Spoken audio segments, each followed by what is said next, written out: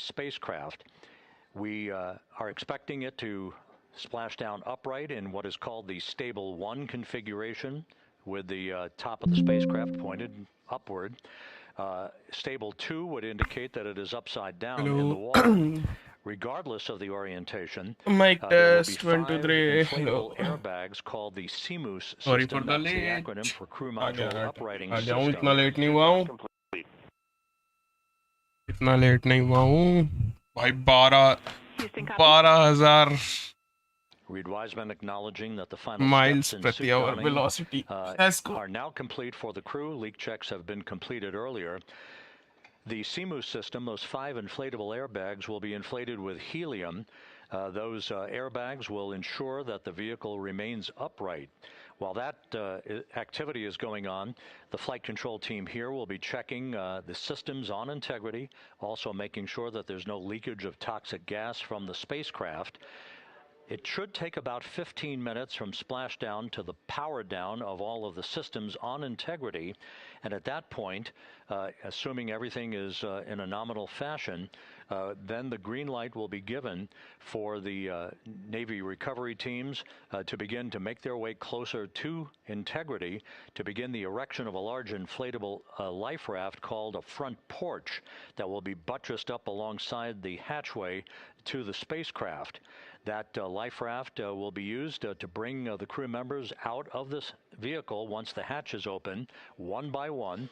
They'll get their land legs back after 9 days of weightlessness before they're put in harnesses to be hoisted one by one in sequential fashion, in an alternating fashion, to the 2 hovering Navy helicopters overhead. Houston, integrity for a status. Go ahead. Seats 3 and 4 are connecting umbilicals. We're going to be stepping into leak check soon. 1 and 2 will be seated. 3 and 4 will be free float, and we'll configure EPROC accordingly. Houston, copies all.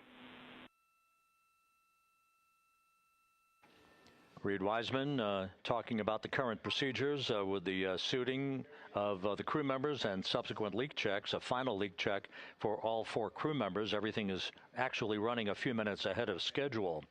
So once the life raft is inflated next to the Integrity spacecraft and the recovery teams have arrived alongside of the vehicle, the hatch will be open and the crew members will be brought outside into that front porch, as it is called, one by one.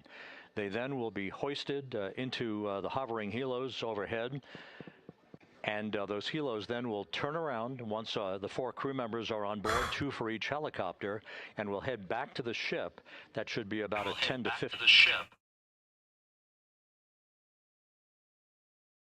15-minute transit once the itself for comprehensive be determined on board the USS John Murtha before they are flown by helicopter to the shore in San Diego, to the San Diego Naval Air Station, and ultimately will board a NASA jet for the flight back to the Johnson Space Center here in Houston.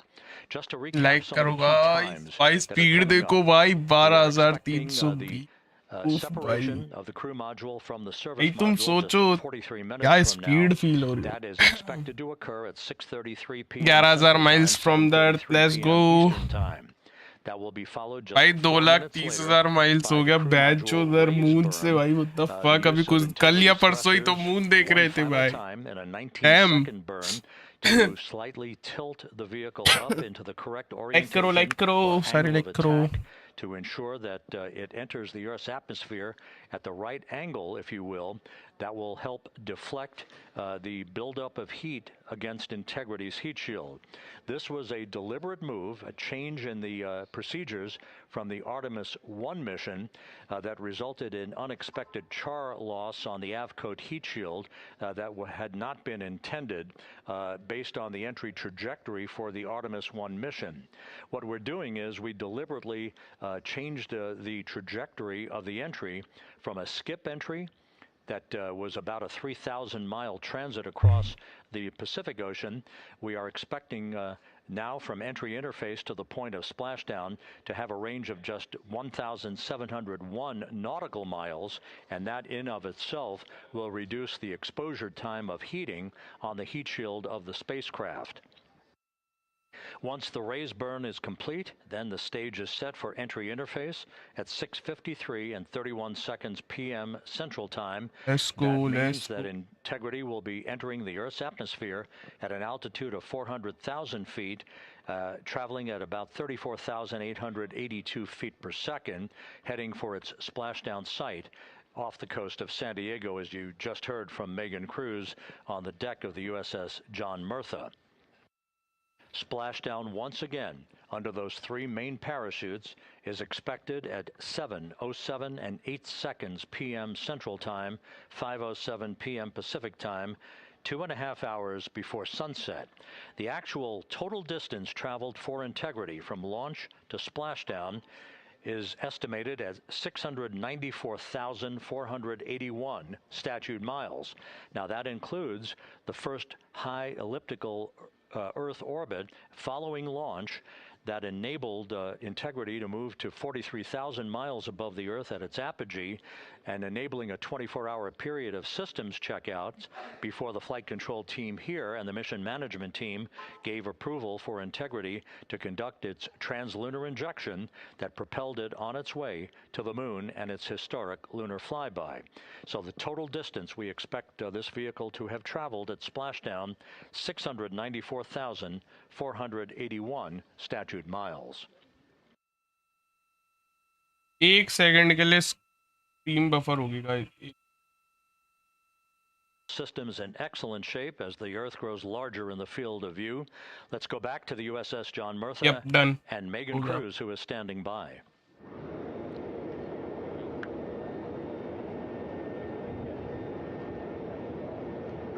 Hey, yeah, Rob, welcome back. Again, we are out in the Pacific Ocean, staged just about 6.5 miles from where we expect Orion to splash down now in just over an hour. How exciting. And the weather, awesome conditions here. I know you see some wind around, blowing around my hair, but really nothing to speak of when it comes to having to recover our astronauts, as well as no waves here, really. So yeah, we're expecting a really great day. Also, hopefully, some really great views. You can see behind me that some of the clouds are starting to break up, so that's really exciting. And now, of course, this ship has a lot of people ready and excited to welcome our crew back home, including Dr. Rick Schuring here. He is a NASA flight surgeon. Great to have you here, Rick. You too, Megan. It is a blessing to be out here this day with our teams. We've trained 3 years for this nonstop with the U.S. Navy and along with EGS, and we've so looked forward to this day. And you know, just by God's grace, everything's parting, the skies and everything. The crew's doing great. Looking forward to come back, and our teams are ready. So this is one of those days you've dreamt about, and now it's finally here, and we're ready, and just thankful to be a part of it. Yeah, and you play a really integral role. When was the last time you spoke to the crew, and how are they feeling in this last hour before splashdown? Sure. Yeah, so the crew woke up, when they splashed down, they will have woken up about 8.5 hours ago. Me and my fellow crew surgeons, Doctors Chris Haas and Rafi Kumjian from this Canadian Space Agency, spoke with them about 6.5 hours ago, just to double check on how they were doing, if there's any medical issues, you know, how they slept, and then kind of go over their landing day protocol for their medications, for what we call a fluid load, to try to replace some of the fluid and electrolytes that they've lost with just a normal space adaptation. Once they got to space, they kind of have to replace some of that fluid to help them with the whole landing kind of readaptation to 1G, which they haven't done for the last 10 days. And then just kind of let them know how things are going to play out, you know, out with the open water teams all the way until we finally get to the med deck. So they were very pumped up, very hurried though. They had a lot of cabin configuration, a lot of things to get ready. So they're excited, but also very focused on the job that they had to do. So like again, we've trained a long time for this, and we're ready. And you said some medications. I mean, those are kind of just to mitigate the effects of, obviously, their more than 695,000 mile journey back to Earth. It's just like anti-nausea medication, right? Yeah, exactly, Megan. The you know, astronauts are very healthy, fortunately, and even when they come back in reentry, you know, the human system is very kind of dynamic. It has to readapt very quickly, and one of the most common responses they get is just some stomach awareness to some nausea, even to some vomiting. And you know, with our crews that land out in Karagana, the Soyuz crews or our SpaceX crews, you know, they all kind of experience the same thing. This will be the first time we're landing in water since December 1972, and I worked with all the Apollo astronauts years ago, and they all told me that, you know, landing in the water, especially in the Pacific, can be very provocative. So we take steps to give them medicines to really mitigate some of that nausea, vomiting, help them feel a little bit better, and also sometimes just use a little anti-inflammatory medicine just to help with coming back to 1 Earth, or 1G. The effects of microgravity, especially as you age and you have a little arthritis, you feel great in microgravity, and everyone kind of curses coming back to the ground like, oh dang, 1G, but so that helps a little bit. But for the most part, the main thing is just replacing that fluid and then trying to help them with that transition back to 1G, and then we're ready to go. Yeah, and their health is assessed almost immediately after they splash down. Yeah, so we have Dr. Jesse Wang, and we have our independent duty corpsmen, who are the Navy version of paramedics, extremely highly trained, highly experienced Navy medics and divers who will go out there, open the capsule about 25, 28 minutes after splashdown and do the first initial assessment. So Jesse and his team will go out there and look at each crew, kind of do their assessments, get vital signs, report back to Drs. Haas and Kumji and I back in the med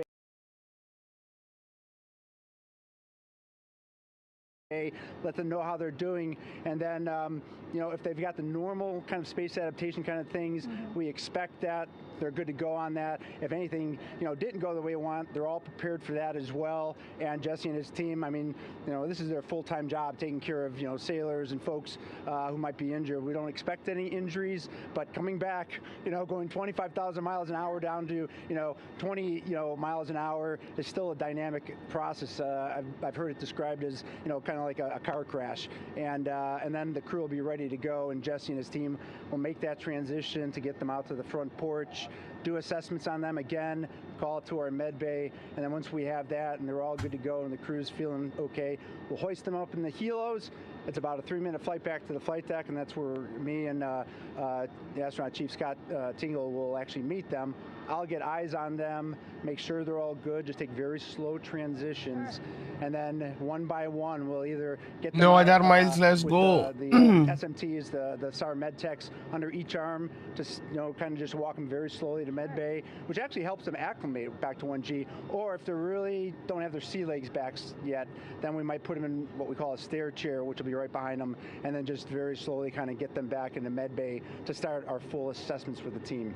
So a really great team here to support them as soon as they get back, and also all throughout the mission, of course. You talked a little bit about this, but obviously, you know, we have seen astronauts return from the International Space Station for over 25 years, so we kind of know that that journey, how it affects the body. But yes, we're talking about humans returning from the moon for the first time since 1972. How is this different from your perspective?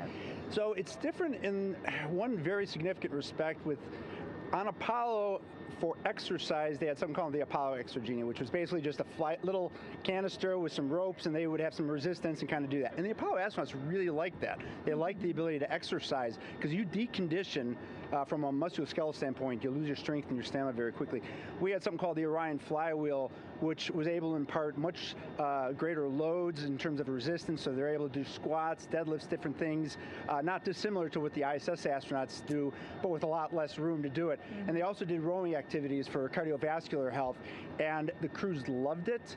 But for the lunar crews, the future lunar crews, maintaining that physical conditioning, which our astronaut strength conditioning rehabilitation specialists, affectionately known as the ACERs, back in Houston, really work hard to get them in the best shape they're going to, you know, have to be in to get to the moon.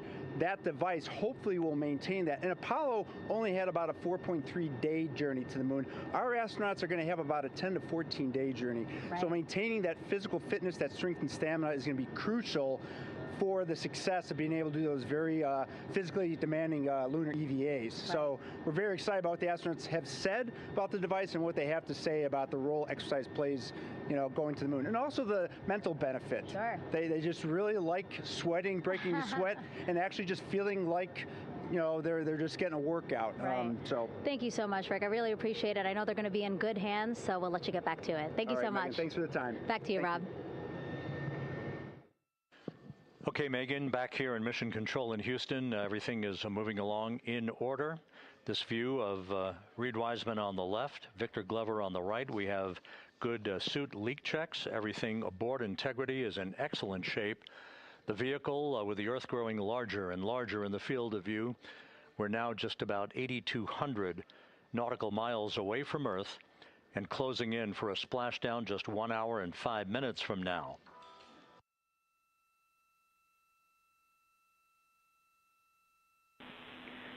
Integrity, just under a minute till your GPS maneuver initiates, and both GPS units look eager to acquire. Outstanding. Seats 3 and 4 are working on seat strap in now. Houston copies. Once again, as we start to close in on some of the major milestones, the first one coming up in just 31 minutes. And Integrity, just confirming the LCG gas trap was able to be closed out. Affirmative. Copy. Crew module, service module separation scheduled just 31 minutes from now. The key point of interest, of course, will be the performance of Integrity's heat shield during its high-speed entry back into Earth and the peak heating that is expected around the spacecraft of some 4,000 to 5,000 degrees Fahrenheit. On Artemis I, as I think most folks know by now, we flew a trajectory known as a skip entry, in which we performed an initial dip into the atmosphere to bleed off some energy. Then we skipped out of the atmosphere and dipped back into the atmosphere before splashing down in the Pacific. But after the mission was over with, we noticed unexpected liberation of some of the charring effects on the heat shield known as AVCOAT. Before the flight, we had an opportunity to sit down and talk with Entry Flight Director Rick Henfling to get a perspective on what this all means and how the mission was redesigned to try to protect Integrity's heat shield to a higher extent. Let's take a look at that interview. Returning from the moon is a lot different than deorbiting from low Earth orbit. When we return from the moon, we expect to achieve velocities upwards of 36,000 feet per second. And in order to slow down to a nice, graceful splashdown in the Pacific Ocean, the flight crew is going to experience between 3 and 4 times the force of Earth's gravity. On Artemis I, pressure buildup inside the char layer of the heat shield resulted in the char losses we saw. NASA established a Tiger team whose job was to investigate the cause of the problem and then make recommendations on how to fly the Artemis II mission safely and successfully. And so for Artemis II, we are going to fly a profile that ensures the spacecraft will not see that same type of pressure profile. And so the char losses seen on Artemis II will not be like the ones that we saw on Artemis I. Rick Henfling indicated that the orientation of the spacecraft and the shortening of the distance of transit to the splashdown zone from the point of entry interface when we reach the top of the Earth's atmosphere, which will be coming up at 6:53 and 30 seconds p.m. Central Time, should do the trick in minimizing the deleterious forces against that heat shield that were noticed on the Artemis I mission. We think we see a beautiful sunrise over the west coast of Australia.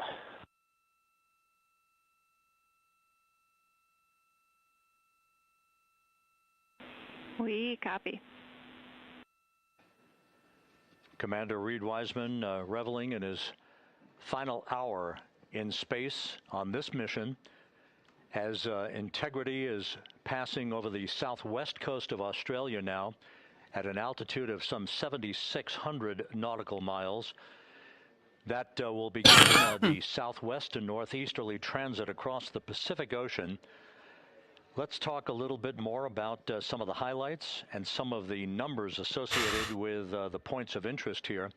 We are 27.5 minutes away from crew module, service module separation. That will be followed about 3.5 minutes later by the raise burn that we've discussed, a 19-second burn of Integrity's thrusters to fine-tune its angle of attack as it enters the Earth's atmosphere. Entry interface is scheduled 47.5 minutes from now. That's the point at which we will reach the top of the Earth's atmosphere, traveling about 34,882 feet per second at an altitude of 400,000 feet. Just 24 seconds after entry interface, we will begin a blackout period of 6 minutes in duration at 6:53 and 54 seconds p.m. Central Time. Now, right about 10 seconds after the blackout period begins, we are expected to reach peak speed, which would be 24,661 miles an hour. That'll be about 103 miles an hour short of the velocity record set by the Apollo 10 astronauts, Tom Stafford, Gene Cernan, and John Young, when they returned from the moon on the Apollo 10 mission in 1969. That blackout period is expected to last 6 minutes in duration. At 6:54 and 52 seconds p.m. Central Time, we'll reach our peak heating period of about 4,000 to 5,000 degrees while we're in a communications blackout from Integrity and its astronauts. That blackout should end at 6:59 and 55 seconds p.m. Central Time, at which point we expect to regain communications with the crew. Capcom Jackie Mahaffey here in the flight control room will be talking to the crew, calling them, and we'll await a response from the crew as they come out of that blackout period. And at that point, their altitude will be just 157,000 feet above the Earth, traveling at 13,000 feet per second with a range to splashdown of just 147 nautical miles. From that point on, the next key series of events will be the deployment of a series of parachutes that we discussed before. First, the forward bay cover chute deploy that will pull the forward bay cover away from the top of Integrity, followed by drogue chute deploy and then the main chute deploy that's expected at 7:04 and 44 seconds p.m. Central Time. That will begin the gentle descent of Integrity towards its splashdown at just a velocity of just 19 miles an hour, and that will begin the recovery operations that you just heard Megan Cruz discuss with her folks on the USS John Murtha. All of Integrity's systems in great shape. The crew is suited up. Leak checks complete as we stand by for the next major milestone, which will be the crew module service module separation just 24.5 minutes from now.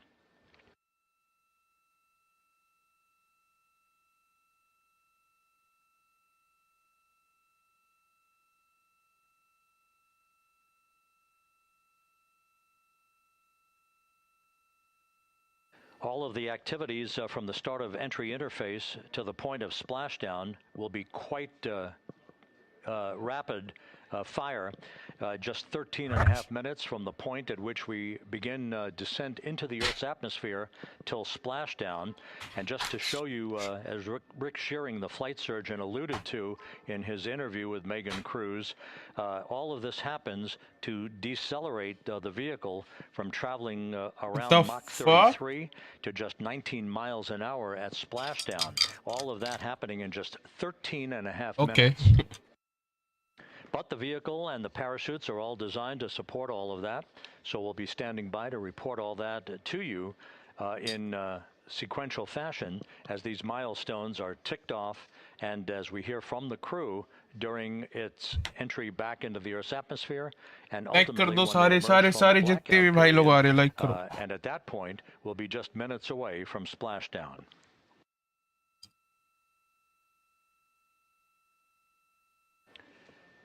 So with all of those preparations ongoing, we can return here briefly for another report from the USS John P. Murtha and Megan Cruz. Megan?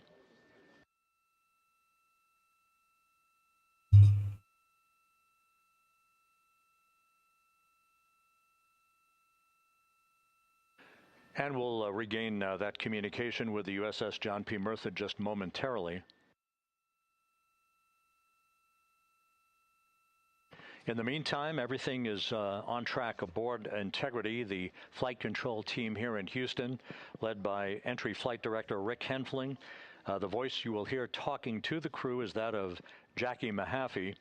She will be reporting everything to the crew and receiving their reports as they enter the Earth's atmosphere for their 13.5-minute plunge back into the atmosphere for splashdown off the coast of San Diego. Now we have the ship back with us and Megan Cruz aboard the USS John P. Murtha. Megan? 11 balloon, right?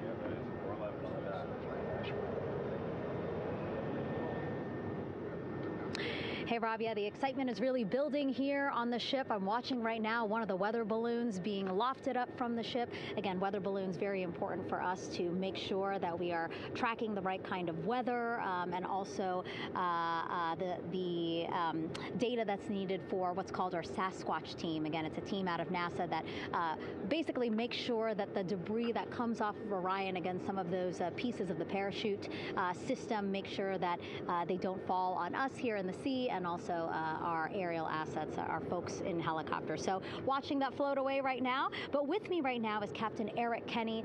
He's the commanding officer of the John P. Murtha naval ship. Thank you so much for being here. There are so many moving parts that you have to keep an eye on. That's absolutely right, yeah. But first of all, on behalf of the crew of USS John P. Murtha, Megan, thanks for having me on today.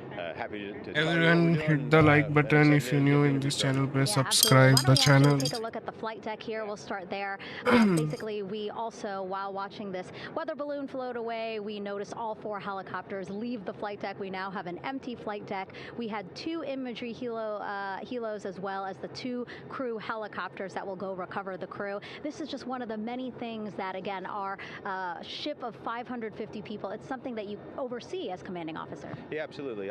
Every commanding officer, I would say really every naval service member, our priority is always safety. And as the commanding officer, I take that as one of my primary roles here on board. Mission accomplishment is important, safety always.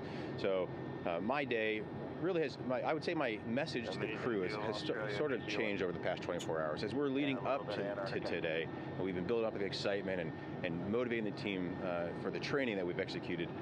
But really over the past 24 hours, now I'm trying to get us to slow down a little bit. Trust our training, right? Don't believe all the hype. Don't believe everything that's going on. Just let's trust what we've done to get to this point. And if we do that, we'll be successful today. And also part of the big success is obviously the coordination between NASA and the U.S. military. How does it feel being able to support the human space program we have? Yeah, I mean, since 1959 with Mercury, Gemini, Apollo, the history between NASA and the Navy has been in lockstep. But like any other skill, if you don't practice it regularly, that skill atrophies. So we've had a few decades off from that. But, over the past 4 or 5 years, really with this ship over the past year, we've constantly trained. Right here. Hit the like button. But to get to this point today, to be able to trust in all the training we've done, we've worked with, working with NASA, the Air Force, the medical team, dive team. You want to talk about high-performance organizations coming together, working in unison? We are seeing that here on board the USS John P. Murtha, and I can't be more proud of all the work everyone's doing. Yeah, you had some great words this morning saying just that, again, that it's really nice to see everybody working together and so excited. I mean, you just became the commanding officer of this ship back in February. How does it personally feel for you to be a part of this historic moment today? Yeah, I mean, first and foremost, I'd say any opportunity to command any warship in the United States Navy is a tremendous honor, is a pinnacle of any naval officer's career. That being said, as my change of command was approaching, and I realized that Artemis was going to be in the window here, to say that I'm humbled and honored to be here is an understatement. What really just excites me is the opportunity to see this crew, who has been training so hard over the past year plus, come together. It is what inspires me, listening to NASA and the ownership and pride they take. Hit the like button if you're new in this channel. Please subscribe. That synergy is something that I'm happy to see and hopefully take forward with me in my career. Partnerships, we couldn't do it without you, and we couldn't have gotten to the moon without our international partners as well. So thank you so much, Captain. It was really great to have you here today. Thanks, Megan. Awesome. All right, Rob, back to you. Thank you, Megan. Back here in Mission Control in Houston, We just had a quick view of the crew. We'll get that view back, and there they are again. Here in Mission Control, the entry team of flight controllers led by Rick Henfling and Jackie Mahaffey serving as the spacecraft communicator. We have just handed over communications links from the Deep Space Network that we communicated with the crew through from the time of the translunar injection burn back on April 2nd. We've just handed back to the tracking and data relay satellite system as we prepare for the crew module service module separation that will take place just 17 minutes from now. With the Earth looming in front of Integrity as it barrels back for a splashdown of the Pacific just 50 minutes from now, we're just 5,700 nautical miles from splashdown. Just one other quick note about the comparison from the Artemis I entry profile to the Artemis II entry profile and how that is serving as an extra layer of protection for Integrity's heat shield. The Artemis I entry had an entry range of some 3,178 nautical miles, a very long downtrack, and a very longer period of exposure to heat loads than we're experiencing tonight. It also had that skip entry profile that we discussed earlier, dipping into the Earth's atmosphere, then back out, then back in. It was about 20 minutes of exposure. Integrity, Houston, comm check on TDRS. Jackie, we have it loud and clear on TDRS. वो moon है? We have you the same. नहीं, कुछ और है मेरी कान फट And गई। there's one of the weather balloons being deployed from the USS John P. Murphy. Weather balloon है भाई। कब एंट्री कौन सा कैमरा लेके आ गए भाई? So the Artemis I entry had the vehicle. The update on GPS, we haven't seen a track in yet.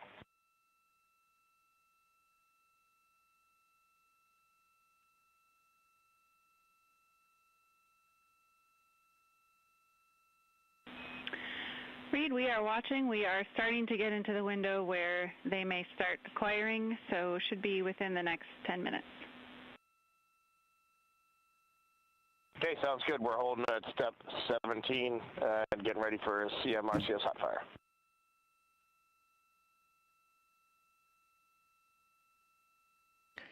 And that exchange indicating that we are expecting to acquire data from the GPS system on board. That'll be a navigational tool that will basically tell Integrity's computers that they're on track down the center line of the corridor for the entry interface that will lead them to their splashdown point. Once again, the Artemis I entry exposed the heat shield for about 20 minutes of peak heating. For Artemis II, we're going to reach a downtrack distance of 1,701 nautical miles from the point of entry interface with just 14 minutes of duration. And it's basically a different angle of attack, a little bit steeper angle of attack that will protect the heat shield from excessive heat loads. So that is the difference between Artemis I and Artemis II, all designed into this mission to gather data, to protect the heat shield, since the Artemis III mission and beyond will have a different designed heat shield that will allow that skip entry type of profile to be resumed for all of the future missions coming back from the south pole of the moon when we initiate lunar landings. So we've handed over to the tracking and data relay satellite system. That's where we'll have communications for the rest of the flight. Just to give you some time hacks here, we're 13.5 minutes away from crew module, service module separation, and just 17 minutes away from the raise burn, that 19-second firing of the thrusters 15,000 that will basically be the final fine-tuning of the angle of attack for Integrity as it enters the Earth's atmosphere.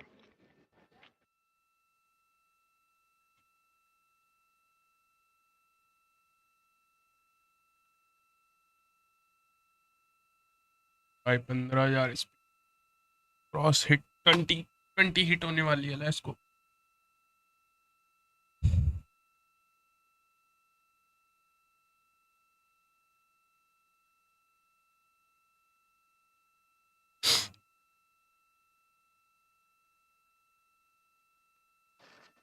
And once again, a dueling box view of some of the assets that are involved in recovery operations today. The integrity, cabin configured, all crew suited and seated. Houston, copies. That confirmation from Reed Wiseman aboard Integrity, as you see the assets being deployed to the splashdown zone. At the time of splashdown, we expect the John P. Murtha to be about 5 miles away from Integrity, keeping a safe distance until we are sure that the vehicle is in the water and upright, and that it is in a good configuration system-wide for the recovery teams to begin to approach the vehicle to erect that inflatable raft. 2 minutes to CM RCS warm-up hot fire.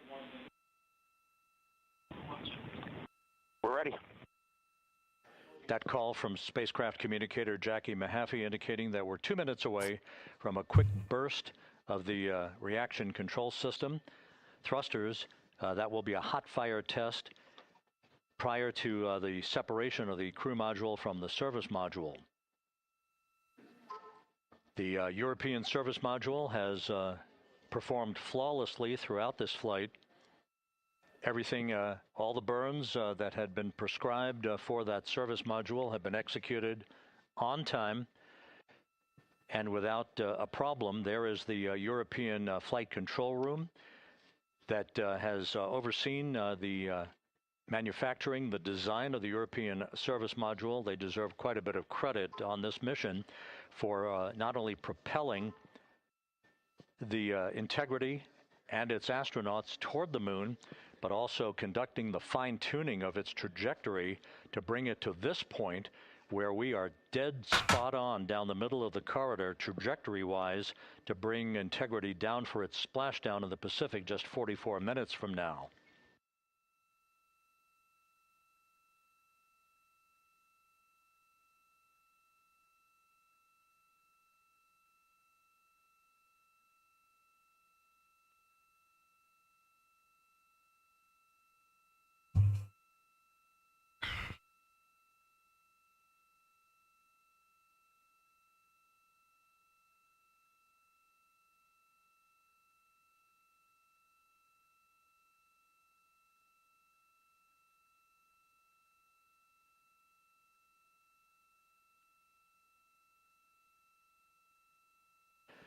What you're looking at is a computer-generated visualization based on real-time telemetry from Integrity.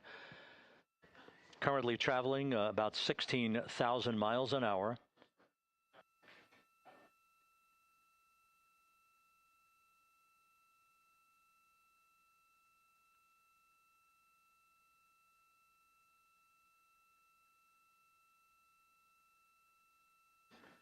Integrity traveling about 16,000 miles an hour. For the prop cautions, we're taking a look.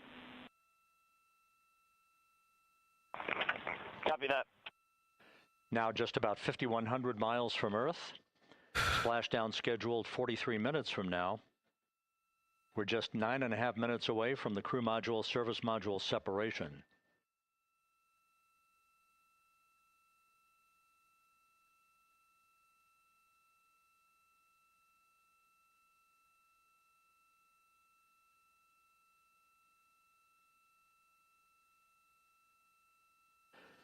We are confirming.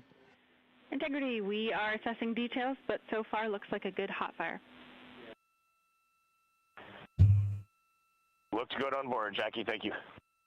And Jackie Mahaffey took the words out of my mouth. I was just about to say that we had a good hot fire test of the thrusters in advance of the crew module service module separation that's coming up just 8.5 minutes from now. This will begin the period in which we will have rapid-fire succession of critical activities on board that will lead to entry interface just 28 minutes from now, where the vehicle will enter the Earth's atmosphere at an altitude of 400,000 feet. The time of entry interface, 6:53 and 30 seconds p.m. Central Time.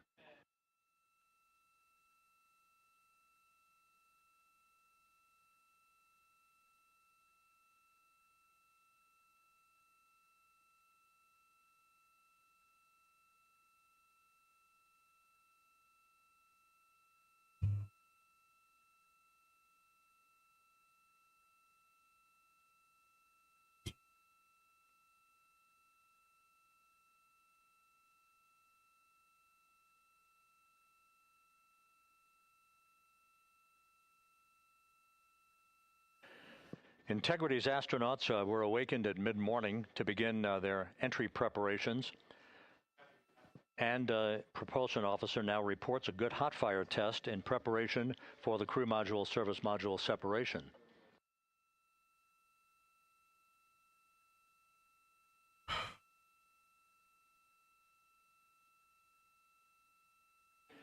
We're now inside 41 minutes until splashdown. Integrity Houston, we have confirmed a good CMRCS hot fire. And although we are not seeing GPS acquired yet, you can skip the troubleshooting steps in 157 for now. Integrity copies.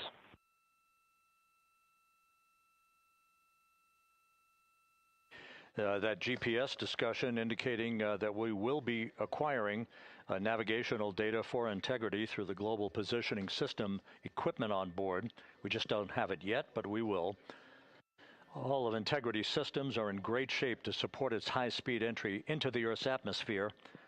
It, once again, will reach a peak speed of 24,661.21 miles an hour. Your call, GPS. We at least have GPS 1 looking good on board.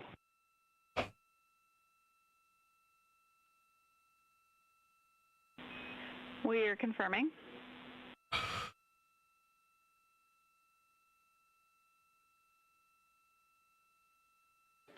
The guidance, navigation, and control officer here in Mission Control confirming that we have good lock on GPS data. We are on a communications link now through the tracking and data relay satellite system. Now, following splashdown, we're going to lose that link and go to what's called a VLDR, a very low data rate communications link, so that we can talk to the crew inside Integrity as they are on the water. Integrity, confirm we do see good GPS. We do too, especially GPS 1 is accepting in nav channels 1 and 3. That GPS data is basically telling Integrity's onboard computers its position relative to the Earth, but its trajectory and its orientation according to flight dynamics and the guidance, navigation, and control officer is spot on. We have now armed the pyros for the crew module service module separation coming up less than 5 minutes from now.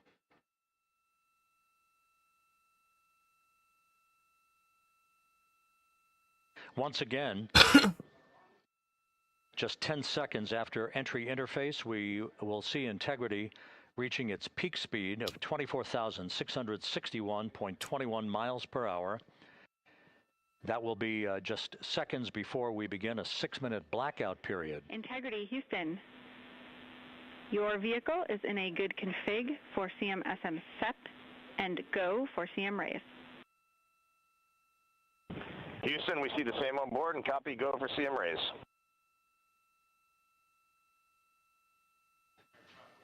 That CM raise referred to as the slight firing of 19 seconds by Integrity's thrusters with a change in velocity of 9.9 feet per second, a slight nudge of the aft end of the vehicle so that it's tilted a bit upward, providing the final angle of attack as the vehicle enters the Earth's atmosphere. This being the mitigating factor that will reduce heat loads on the heat shield as we reach a point downrange from the start of entry interface, some 1,701 nautical miles to the splashdown site.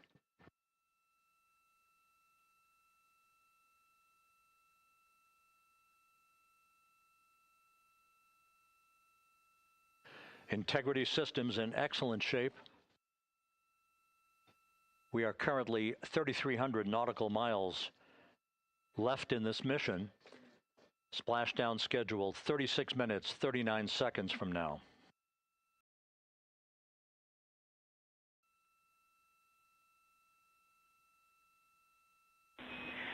Integrity Houston, for the 2 enabled prop cautions, what happened is while the thrusters were firing, multiple pressure sensors on each of the strings diverged a bit from each other. Those limits look to be set pretty tight. We think it could happen again when the thrusters fire in the future, so we are going to suppress those messages. We concur with suppress, not inhibit. Thank you. That exchange between Jackie Mahaffey, our Capcom for tonight, and Reed Wiseman aboard Integrity, indicating basically to ignore sensor data. All of Integrity's systems are in good shape.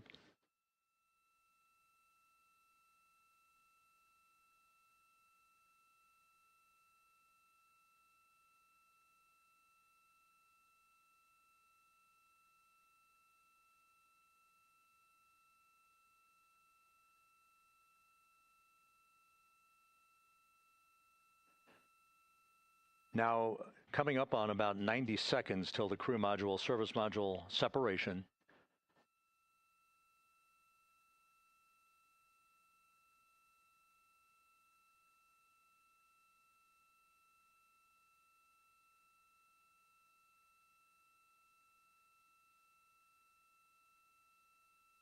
All quiet here in Mission Control as we enter the most critical phase of the completion of this flight.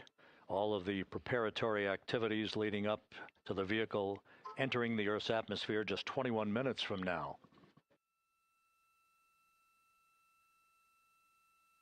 भाई बहन जो speed कितनी तेज बढ़ रही है, इधर धक धक हो रही है। यार let's go. Coming up on 1 minute. 20,000 touch होने वाला है, 18,000 service module separation.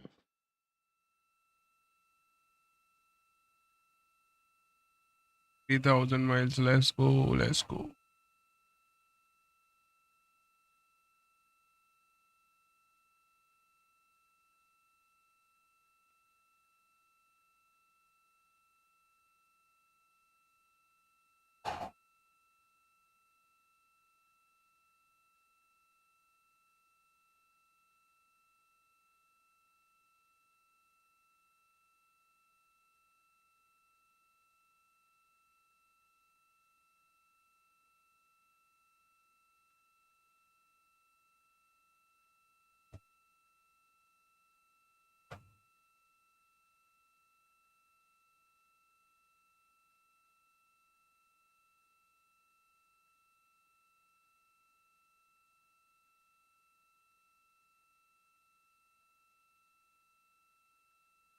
Oh, damn.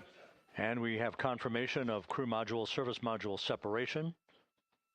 And a great view, albeit momentarily. Houston, good step on board. Houston copies and concurs.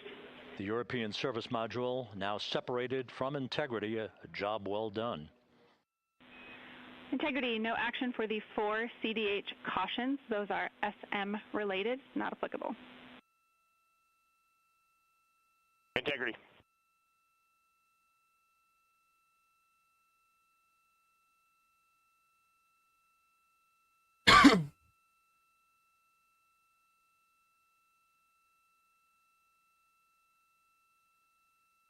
So, with Integrity now flying free on its own for the remaining 32 minutes of this mission. Integrity copies. Good GPS 2.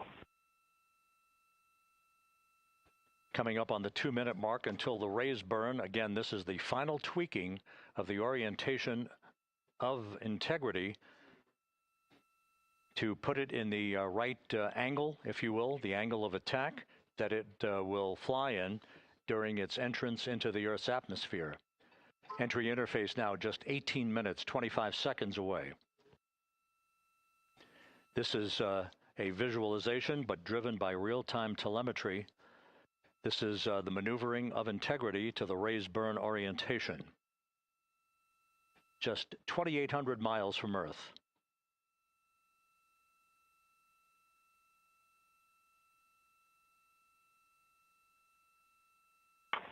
Houston, we got a great view of the European service module out the window with the sun hitting the side and the solar rays and the NASA worm right there. It's a beautiful looking machine. Roger.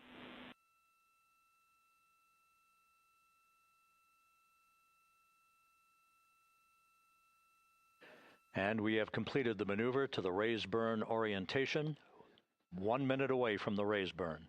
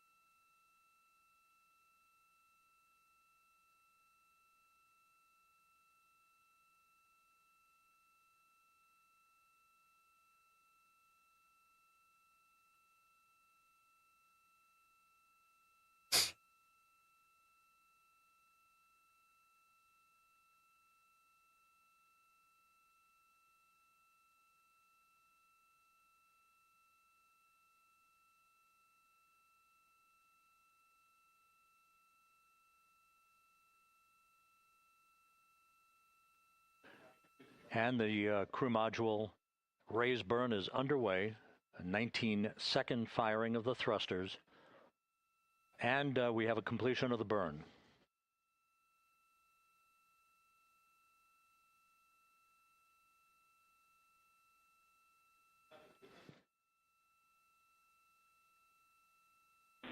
Integrity, good. CM raise burn. Your flight path angle is within limits.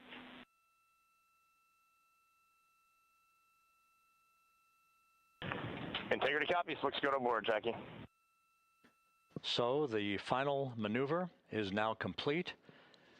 Our trajectory for a splashdown in the Pacific 29 minutes from now is set and will not be amended any further.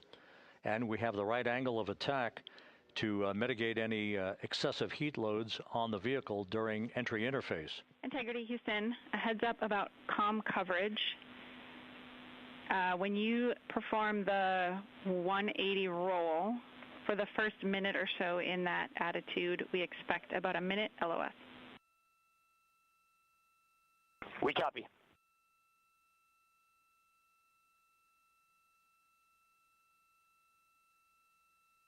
God speed. Let's go. So for those who are watching the series of events coming up, we will enter the first traces of Earth's atmosphere 14 minutes, 45 seconds from now. 6:53 and 30 seconds is what is pegged for entry interface at an altitude of 400,000 feet, traveling at approximately 34,800 feet per second, range to touchdown or splashdown 1,701 nautical miles.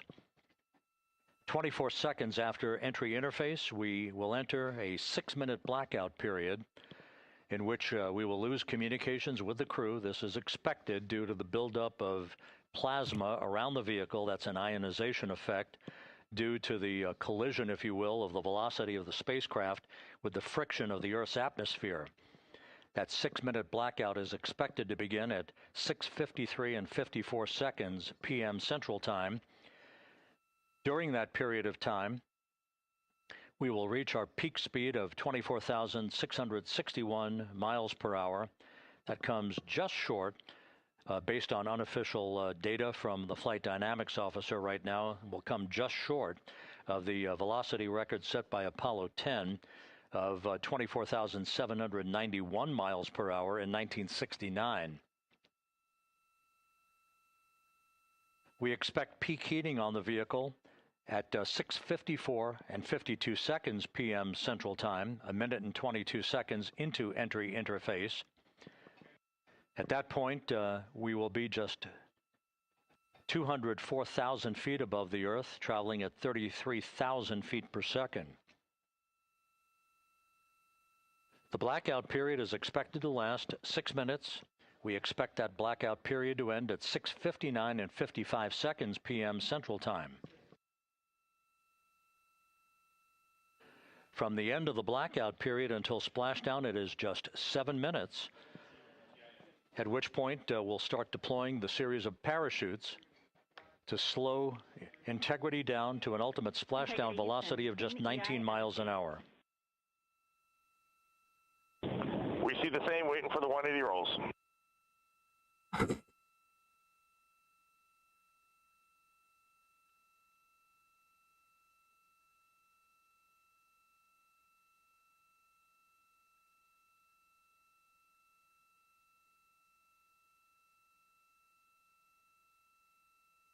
The parachute deployment sequence, once again, will come in several segments, but in rapid fire succession. And we have a great view of the moon out window too. Looks a little smaller than yesterday. Guess we'll have to go back.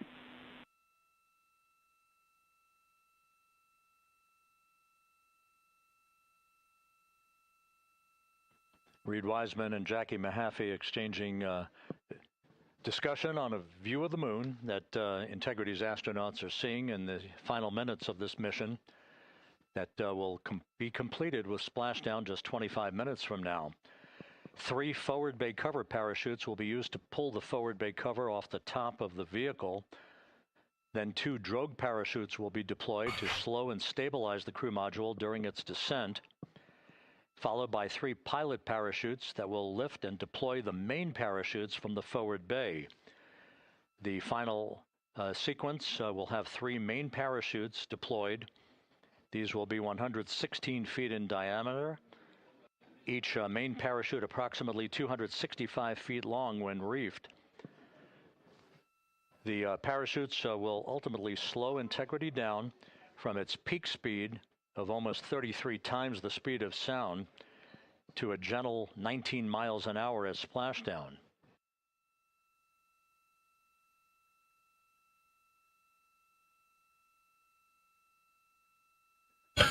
The vehicle is now currently in a roll to the proper attitude for entry interface. Our trajectory is right on according to flight dynamics.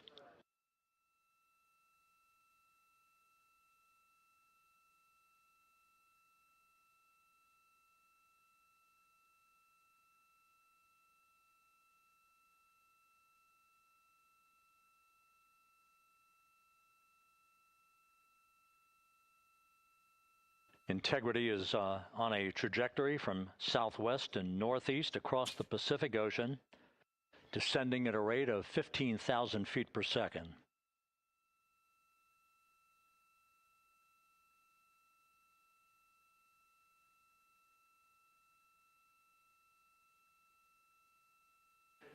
Range to touchdown 4,300 nautical miles, all the systems in excellent shape.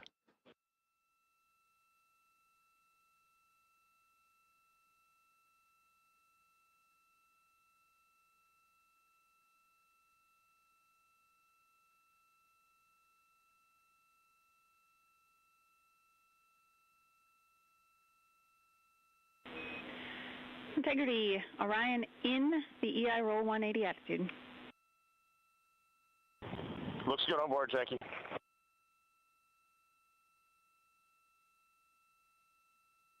This view out of one of Integrity's windows. We had a call for 3 good baros. Those are barometric pressure sensors that feed altitude and rate of descent information to Integrity's computers that will trigger the parachute deployment sequence. We are less than 9 minutes away from entry interface, 22 minutes from splashdown.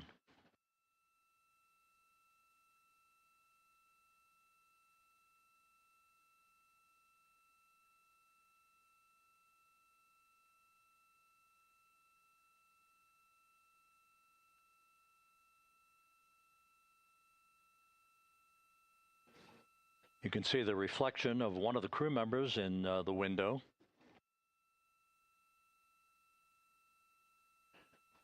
Out in the Pacific, the weather conditions remain go. Just a few clouds, some scattered clouds, winds at 10 knots, wave heights just about 4 feet.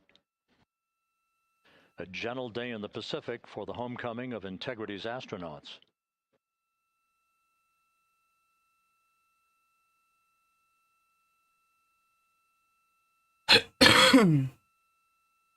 Art miles, let's go.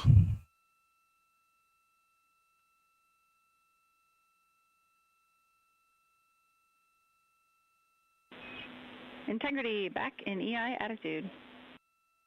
22,000 miles speedless. We see the same on board, Jackie.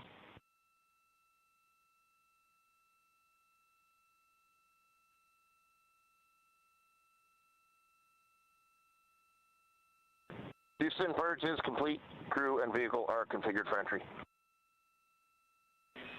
Houston copies. And we're in step 37, transferring nav state to BFS.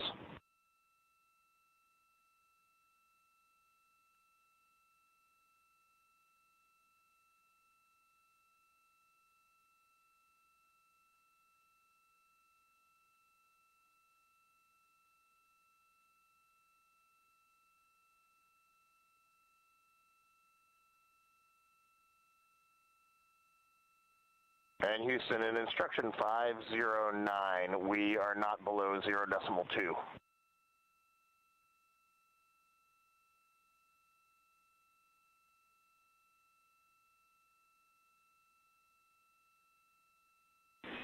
Integrity, no action required. Integrity.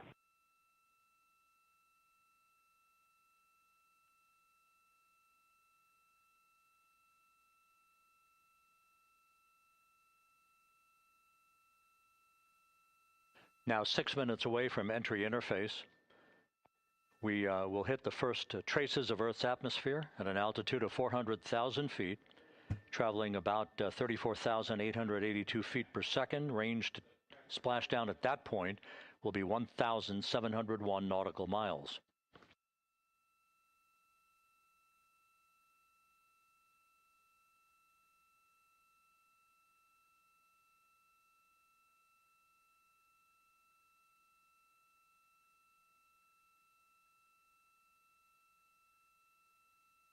And once again, just a reminder, some 24 seconds after entry interface, we do expect to lose communications with the vehicle and the crew during a 6-minute blackout period when a plasma shield will build up around the spacecraft due to the ionization, due to heating effects.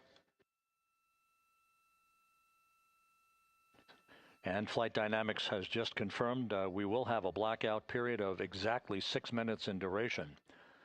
And once again, that's due to the fact that a plasma buildup around the vehicle will prevent communications and data, so we will not be able to talk to the crew members at that time, nor will we receive data here in the flight control room. Houston, everything is looking good on board. Just confirm no pre-EI downloads. Houston concurs. That blackout period to begin at 6:53 and 54 seconds p.m. Central Time, and again will last about 6 minutes in duration.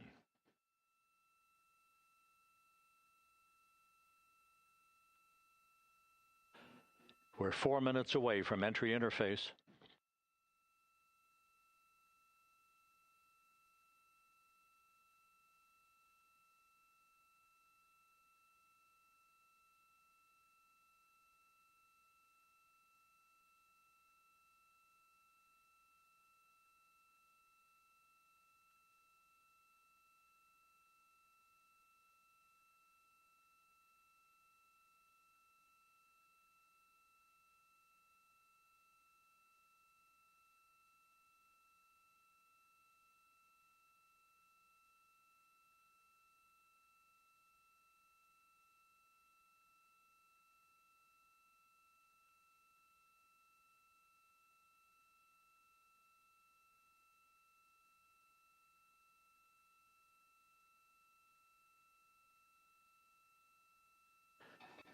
This view from Integrity as it crosses from southwest to northeast across the Pacific Ocean, 3 minutes from entry interface.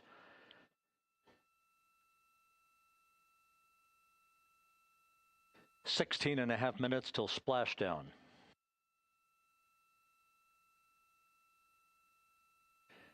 The USS John P. Murtha and the recovery team is on station and in position, as are the airborne imagery assets that we hope to receive imagery from As Artemis enters the Earth's atmosphere and through parachute deployment,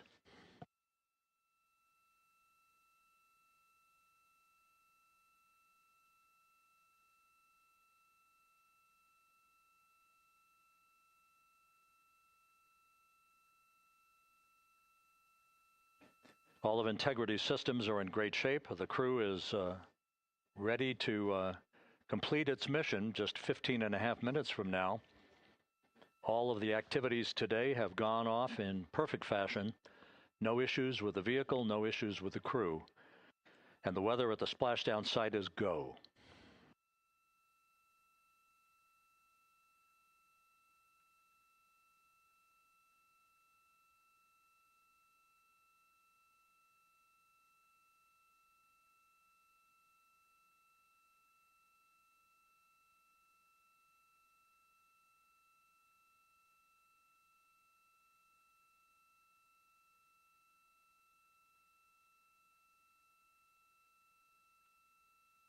Coming up on 1 minute until entry interface.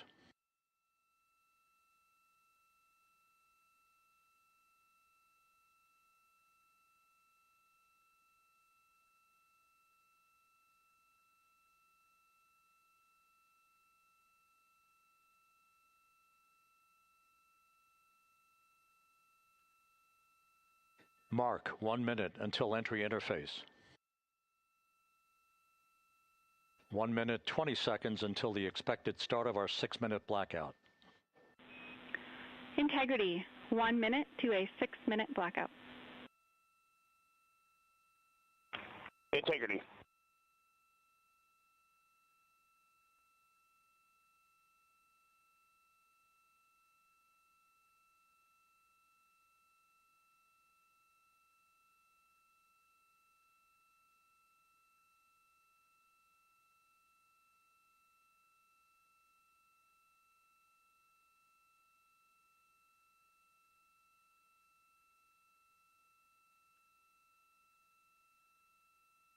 Ten seconds till entry interface.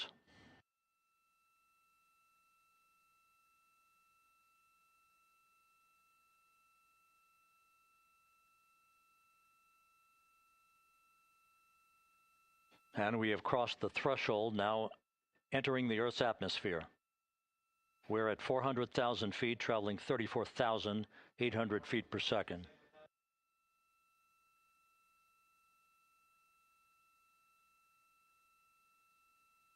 Time to splash down, 13 minutes, 10 seconds.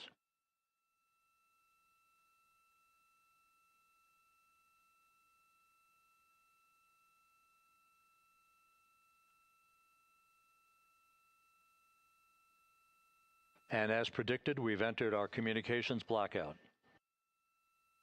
This will be a 6-minute blackout period. No voice, no data from the crew.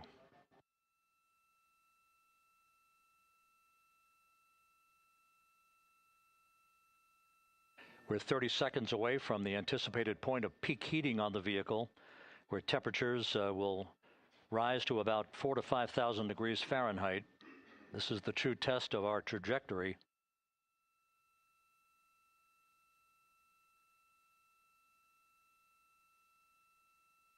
And from the G5 aircraft in the vicinity of the splashdown zone, this view of Integrity. So that pinpoint of light shows the vehicle as it enters the period of peak heating in the Earth's atmosphere, the first tug of gravity being felt by Integrity's astronauts since their launch back on April 1st.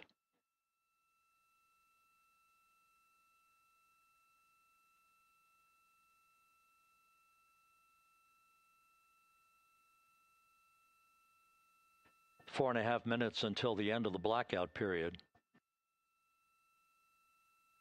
Time to splash down, 11 minutes, 33 seconds.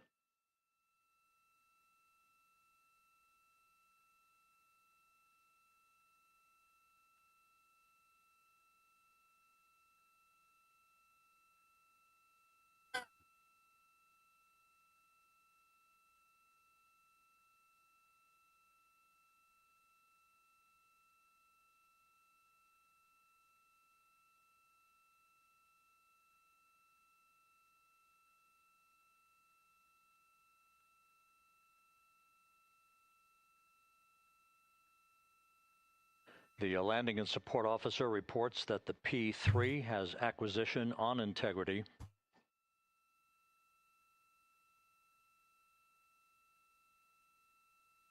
Three and a half minutes left in this blackout period.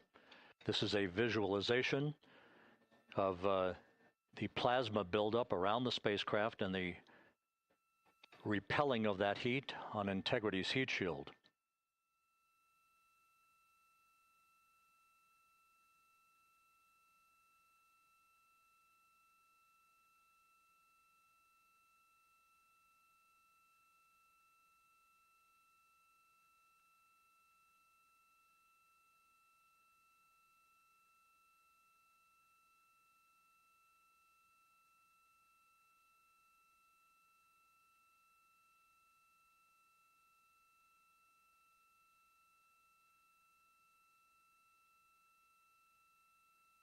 Flight Dynamics reports that airborne assets in the vicinity of the splashdown zone do have a visual on Integrity.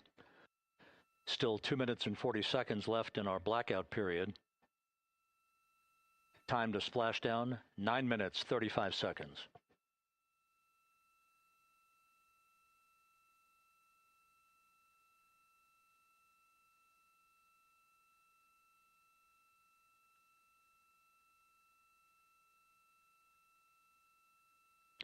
Multiple airborne assets as part of the recovery team all have visuals on Integrity.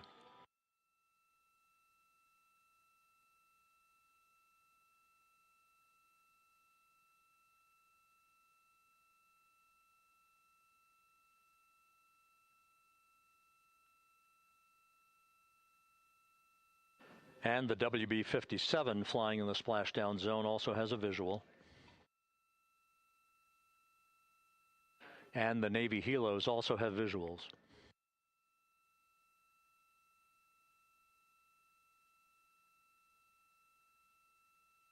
We're still in the blackout period. Still do not have communications from the crew.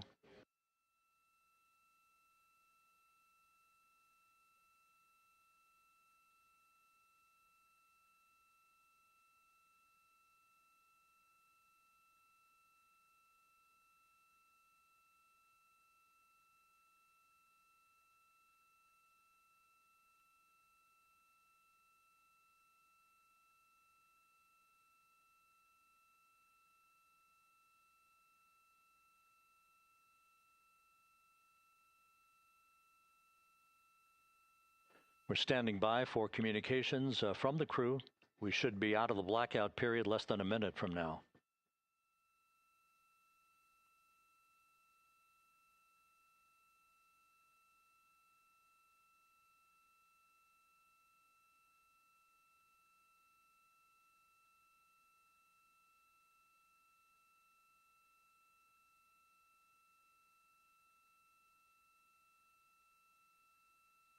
We are now processing data from Integrity.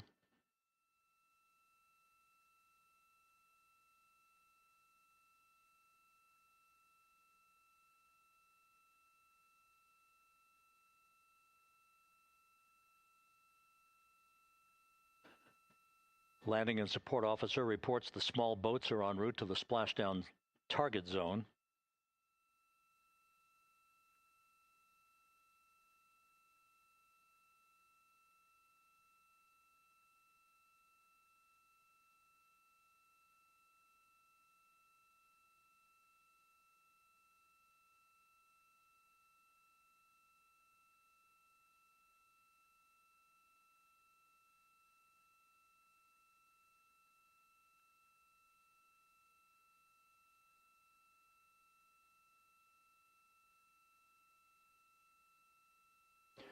Passing through 150,000 feet, our trajectory is perfect.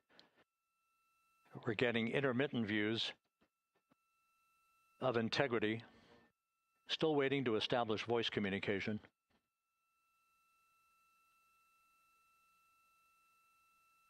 Integrity, Houston, comm check, post-blackout.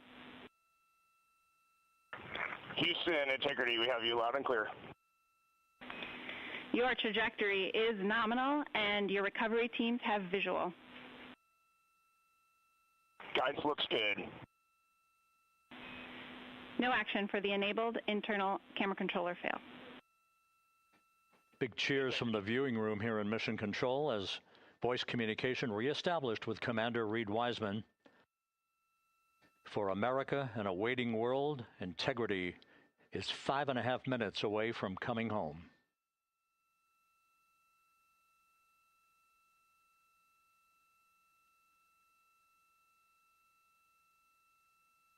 Passing 100,000 feet now. Range to splashdown 19 nautical miles.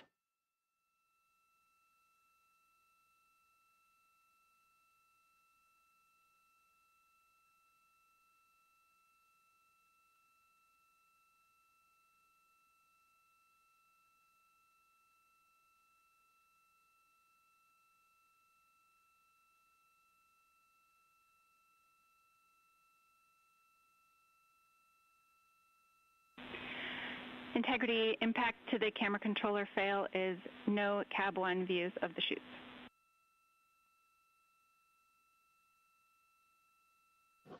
Integrity. We're processing good data through the GPS system. A good view of Integrity. Time to splashdown 4.5 minutes.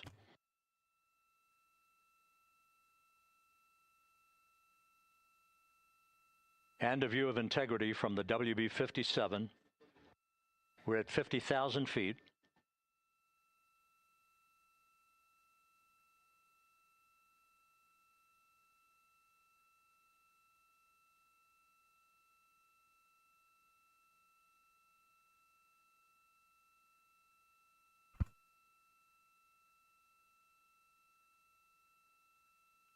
The pyros are armed for forward bay cover jettison.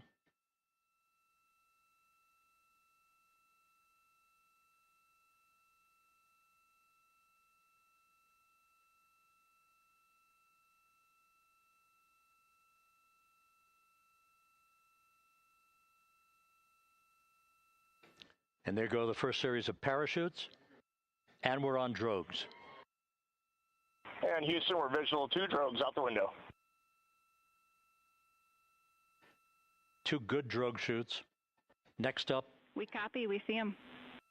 Next up, the deployment of pilot parachutes that will pull the main chutes out. Time to splash down 3 minutes and 10 seconds.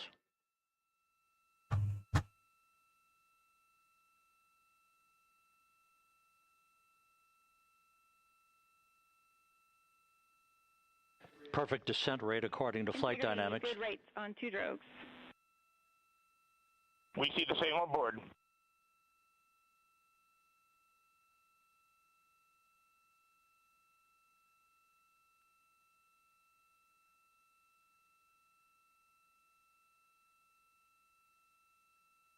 Passing through 10,000 feet, still on drogues.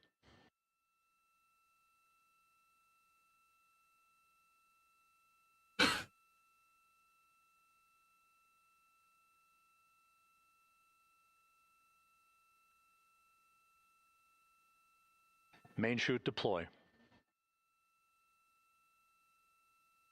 We're at 5,000 feet.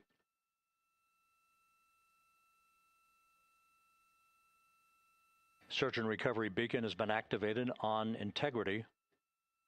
Let's go! And we have 3 good main chutes. Good 3 main chutes, good reefing, good descent rate. Let's go, bhai.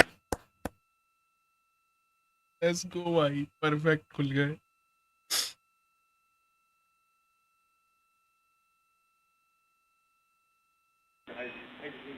Integrity. Let's go.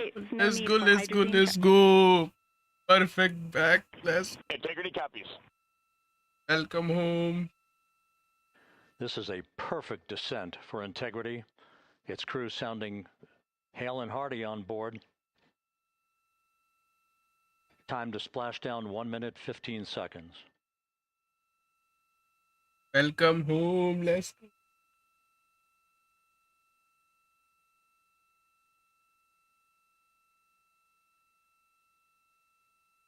Integrity about to complete a journey spanning 694,481 miles from its launch from the Kennedy Space Center back on April 1st, and a trip around the moon.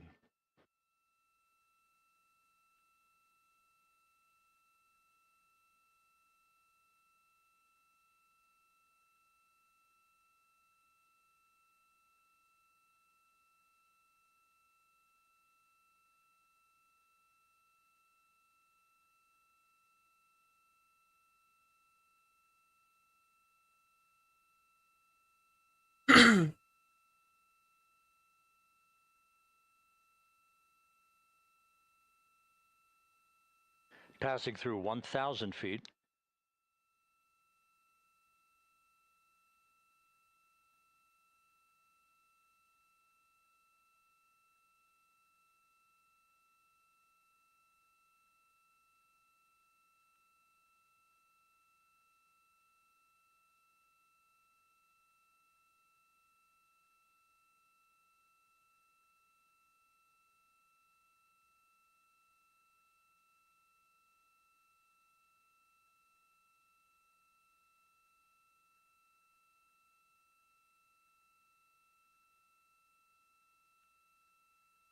Houston Integrity, splashdown, sending post-landing command now. Let's go! Splashdown confirmed. Copy splashdown, waiting on VLDR. Splashdown confirmed at 7:07 Welcome, p.m. let's go, Central Time, bye. 5:07 p.m. Pacific Welcome Time. home. From the pages of Welcome Jules Verne back. to a modern-day mission to the moon, a new chapter of the exploration of our celestial neighbor is complete. Integrity's astronauts back on Earth.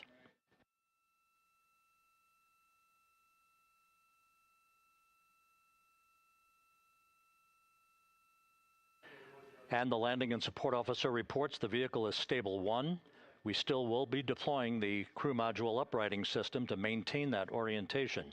A perfect bullseye splashdown for Integrity and its 4 astronauts.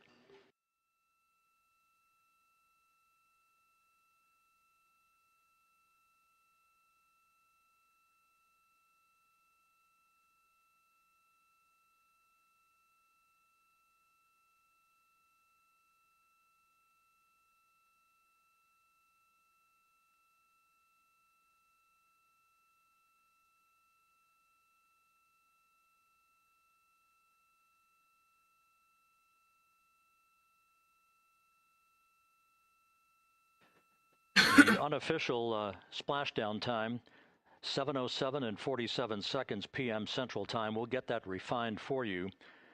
That would put the end of the mission at a mission elapsed time of 9 days, 1 hour, 31 minutes, 35 seconds.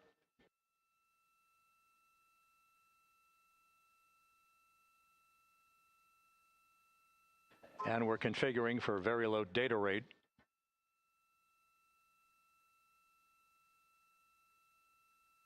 Once again, splashdown occurring in the Pacific, southwest of San Diego at 7:07 and 47 seconds p.m.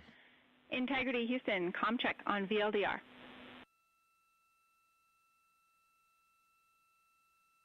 Houston, we have you loud and clear on VLDR. How on?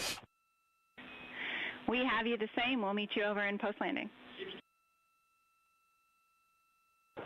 Perfect communications established. What a journey.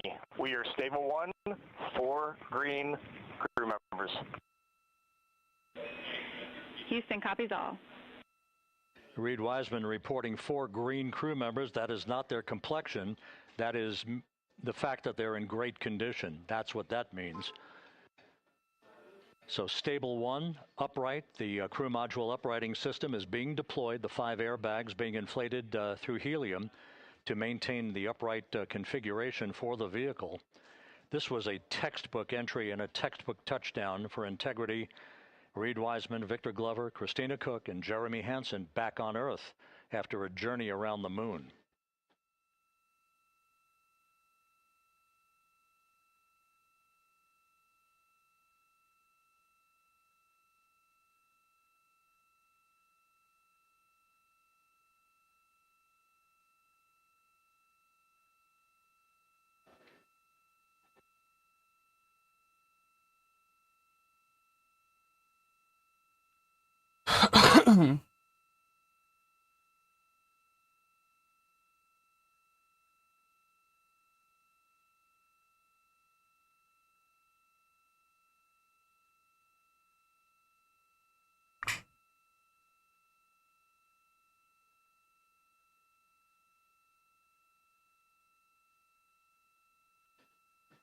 We continue to monitor the functioning of the CMOOS system.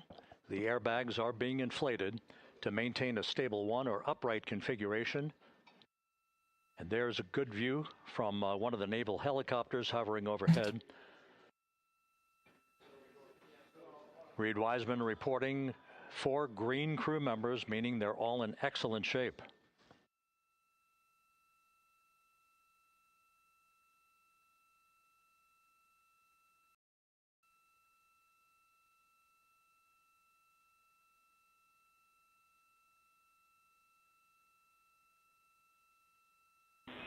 Integrity Houston for SAR beacon and radio.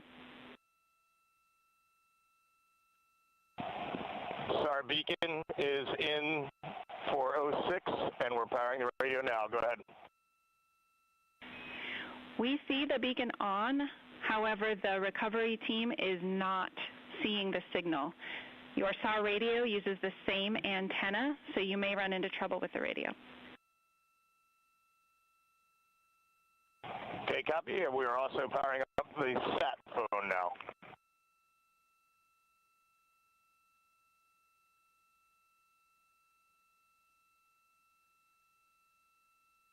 So Integrity is in great shape, and as the crew continues its post-splashdown timelined activities on board, Reed Wiseman once again reporting that all 4 crew members are in excellent shape.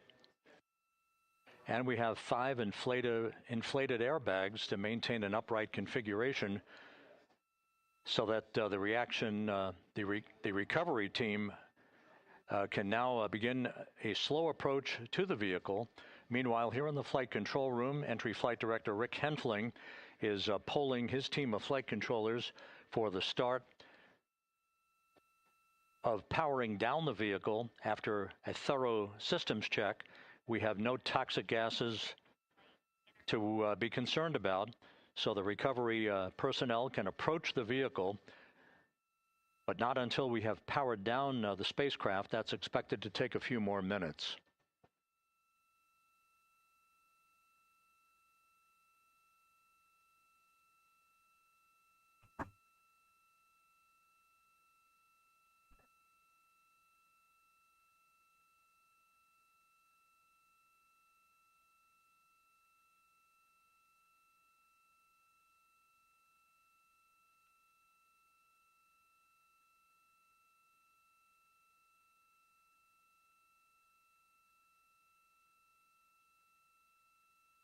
Integrity back on Earth following its historic flyby of the moon. It was, for all intents and purposes, a textbook mission. On 28, but I'll remain on this frequency. We copy.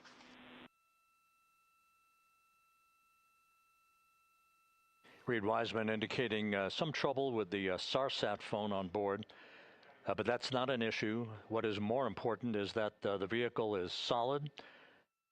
No issues as we begin the power down of the vehicle to begin the recovery process.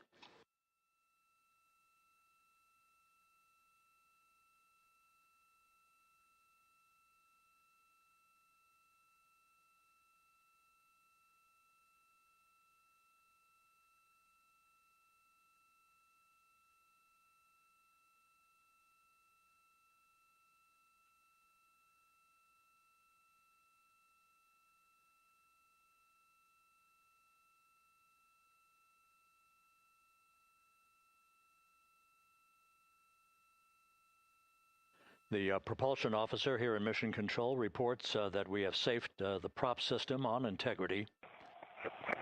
Can you say again? That was very weak and broken.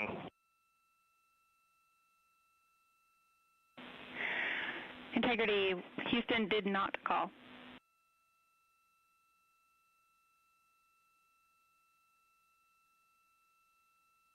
Copy that, Houston. It might have been on the SAR radio. Stand by.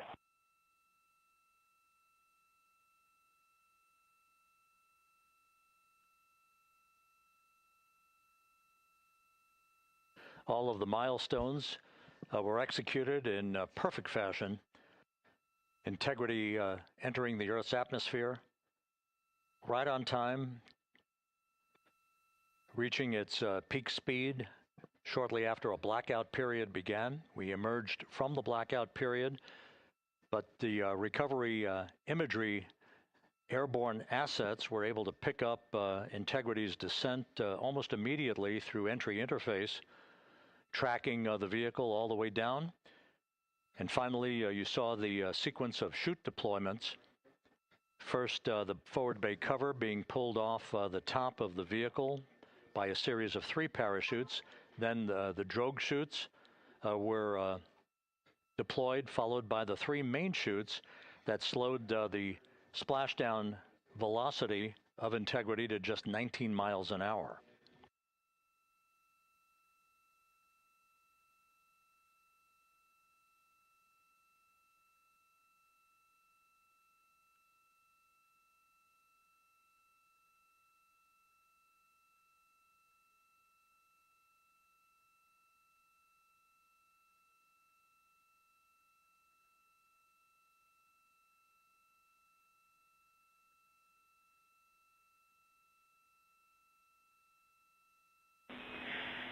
Integrity, Houston, with no joy on SAR and SAT phone, we'd like you to command an additional 15 minutes for a total of 30-minute power down delay.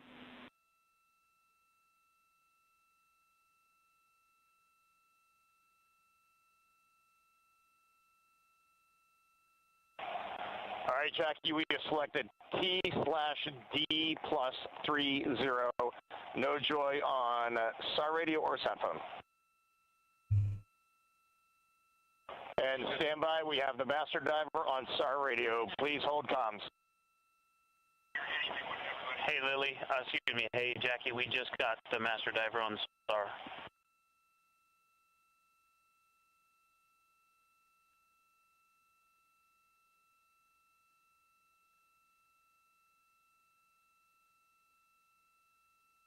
Court पहुंच गए dash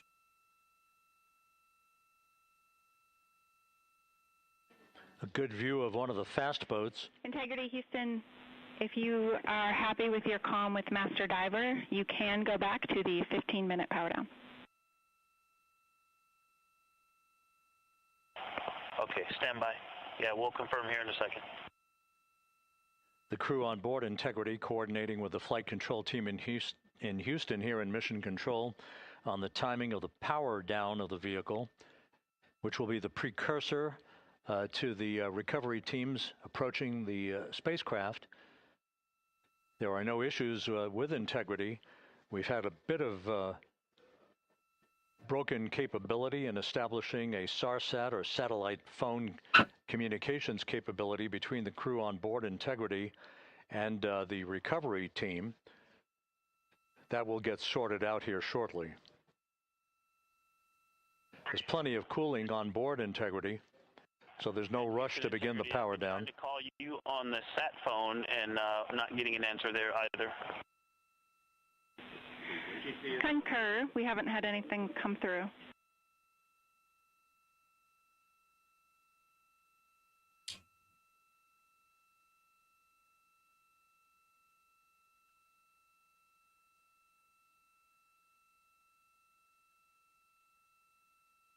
And Houston, if you could relay to recovery that we hear them, but it does not appear as though they are hearing us.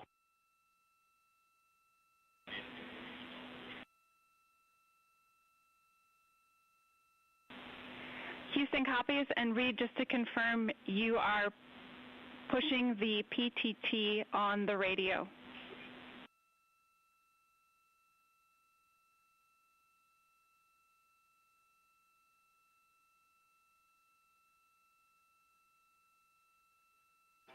So as we continue to sort out the communications between Integrity and the recovery teams, we are standing by for the initiation of the power down procedures that, as you see, the recovery teams are moving towards the side of the capsule.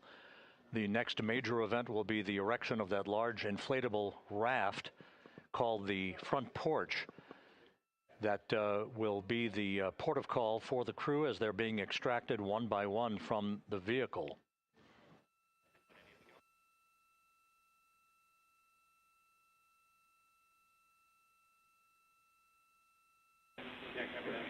Integrity, Houston, for sat phone, we are going to attempt to call you.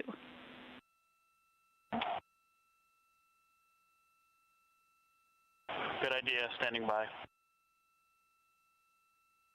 And Jackie, yes, we are pushing the push-to-talk, the two buttons on the left side of the radio below the up-down arrows. We are utilizing them. I'm rebooting the radio to see if we get good comms.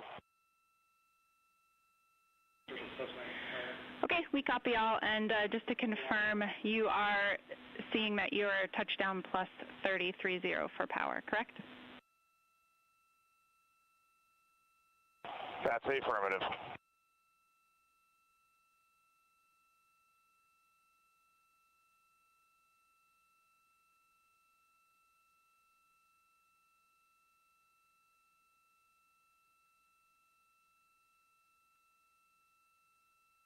We are trying a backdoor approach to have mission control here call the crew on their satellite phone.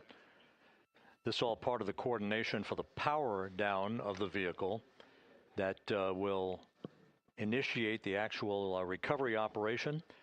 The first boats with the Navy divers on board are standing by, waiting to close in on Integrity to begin the process of erecting the large inflatable raft that's called the front porch that will be where the astronauts are extracted from so that they can have a few minutes to get their land legs back before they're hoisted aboard the Navy helicopters for the flight back to the deck of the USS John P. Murtha. Cannot reply.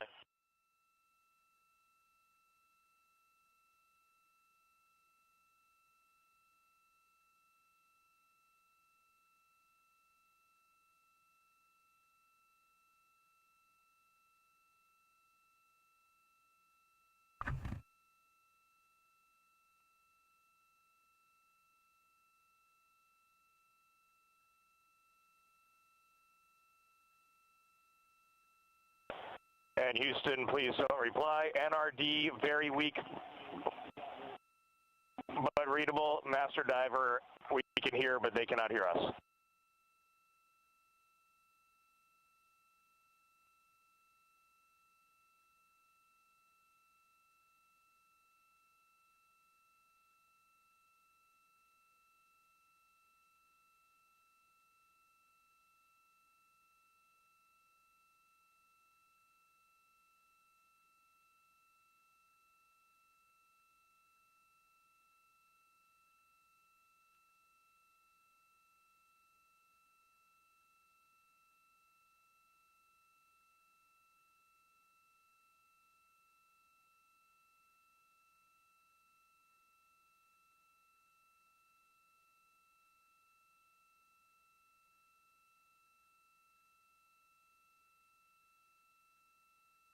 And Houston on OE1, is there any chance to tie us into NRD?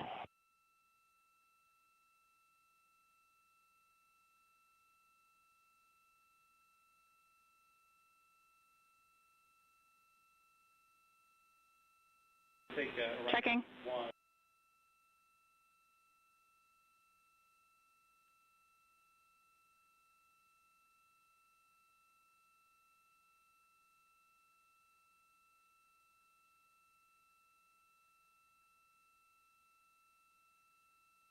This is Mission Control, Houston.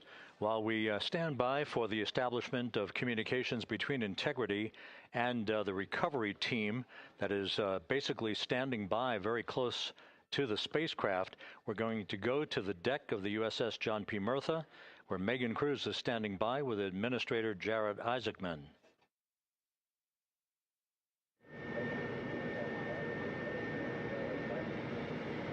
Hey, Rob, yeah, just such an honor to be able to be here on the ship, to be able to share and experience this moment with everyone together. And of course, as you just said, yes, here with NASA Administrator Jared Isaacman. Administrator, how did you feel getting to witness this and seeing NASA at its best? Oh, I mean, I'm honestly, I'm still at a loss for words. I mean, you know, like the childhood Jared right now can't believe what I just saw. I mean, almost been waiting my whole lifetime to see to see this, and then as NASA administrator, I just couldn't be more proud of the entire workforce, the years, the effort, the late nights, all the hard work from across the country that contributed to this incredible moment right now. And yeah, incredibly grateful too for our teams here on the John P. Murtha right now. Yeah, look at them behind us here. Got everybody. Hey, what do you guys think? We just brought some astronauts back from the moon, huh? Unbelievable. Thank you. Yeah, so grateful to the Navy, the sailors that are here, the NASA teams. I mean, this is a joint effort that's on their way right now. These recovery forces are getting out to our Orion spacecraft, to Integrity, get our astronauts back on the ship safely. Yeah, and this is not just an accomplishment for NASA. This is an accomplishment for humanity. Again, a historic mission to the moon and back. How does this make you feel, and what do you hope people take away from this? Well, I'll tell you, you know, I think about the crew members that we've all had an opportunity to observe over the last 10 days, right? I mean, they're absolutely professional astronauts. I mean, wonderful communicators, almost poets. But then I think these were the ambassadors from humanity to the stars that we sent out there right now. And I can't imagine a better crew than the Artemis II crew that just completed a perfect mission right now. So yes, it's a huge moment for everybody, right? I mean, we are back in the business of sending astronauts to the moon, bringing them back safely, and to set up for a series more. I mean, this is not a once in a lifetime, which you hear sometimes around here. It's like, this was a once in a lifetime. No, it's not. This is just the beginning. We are going to get back into doing this with frequency, sending missions to the moon until we land on it in 2028 and start building our base. Yeah, are we going to build on the momentum for Artemis III? I mean, it's just around the corner. Absolutely. So, I mean, that's, you know, part of me too. Like, I can't wait to get the crew off of Integrity right now, but also getting Integrity back on this ship so we can start taking a look at it, because all that data is so precious to us right now. I mean, we are going to definitely want to take a good look at the thermal protection system. We're going to want to download all the data they couldn't transmit back to us and use that to inform Artemis III. But we're already making progress, right? You had SRB segments already showing up at KSC. Core stage for Artemis III is rolling out on April 20th.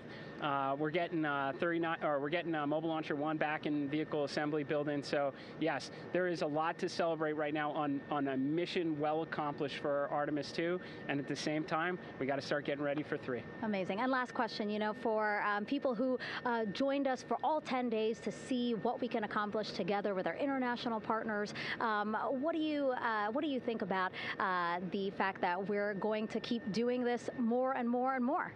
It's incredibly exciting. I mean, yes, it's the contributions, like the best and brightest across the NASA workforce from across the country, our industry partners, our international partners. We had a Canadian Space Agency astronaut on board in Jeremy. We had the European Service Module. And you think in the days leading up to this launch, I mean, 48 hours prior to launching Artemis II, I was meeting with the Italian Space Agency. We signed a memorandum of understanding to build a habitation module on the moon. I mean, you have countries, all of our allies and partners coming together saying, we are committed to this effort. We are returning to the moon. We're doing it to stay. We are building that enduring presence. We are going to master the skills on the surface of the moon so someday we can undertake missions to Mars. It's just an incredibly exciting time, and we're not going at it alone. We're bringing everybody along with us. Absolutely. And speaking of everyone, one more time, we're going to ask the crew here, you guys ready to land on the moon? Awesome. I love that. Okay, well, thank you so much, Administrator. Appreciate you being here. We're, of course, going to stay on to watch the crew get extracted from Orion, so stay tuned, and we'll see you back here shortly.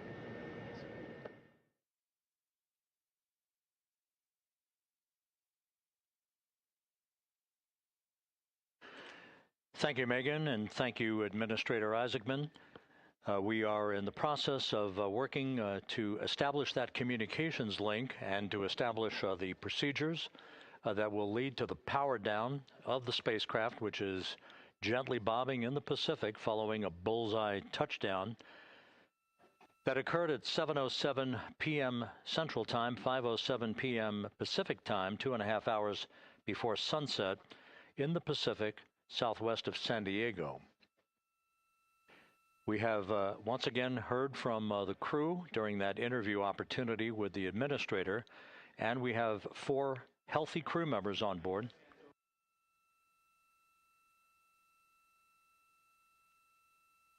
We now have confirmation that the vehicle has been powered down as per the procedures. So we have vehicle powered down, And the flight control team here in Houston, Flight Director Rick Henfling, has handed over mission authority to the Exploration Ground Systems team out in the Pacific. Now, we will physically not get off console with this team until the crew has been extracted into the front porch, that inflatable raft that will be erected along the side hatch of Integrity. So we're standing by for that in the next step in the recovery procedures. But everything is in great shape, and we have 4 healthy crew members on board the vehicle.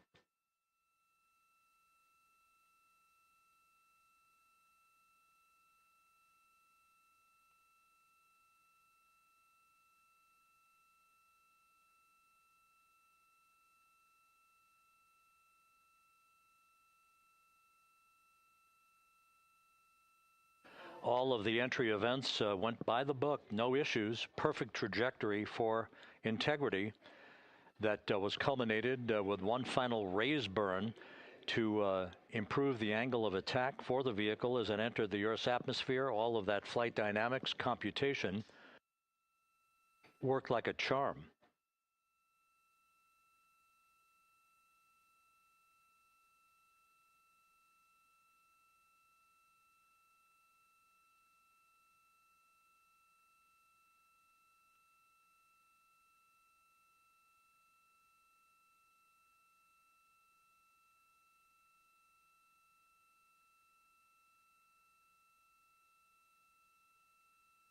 So we are standing by for the recovery team to approach Integrity and begin the process of erecting that inflatable raft called the front porch, which will see the crew members be extracted from the hatch of Orion into that inflatable raft before they're hoisted aboard 2 Navy helicopters in a variety of different configurations. Each crew member will be hoisted in sequential fashion, in alternating fashion, 2 crew members for each helicopter before they turn around to head back to the John P. Murtha. Once on the deck of the ship, they'll be brought into medical bay for comprehensive medical exams. But Reed Wiseman has reported several times that the crew is in excellent shape.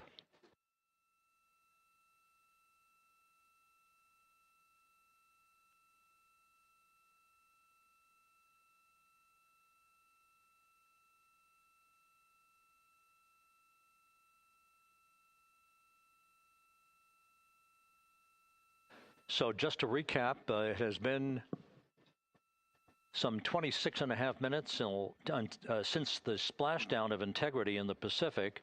The vehicle is in excellent shape. It performed like a champ all the way down through the Earth's atmosphere. All of the vehicle functions were checked off in excellent trip hammer fashion. The parachutes all deployed as planned.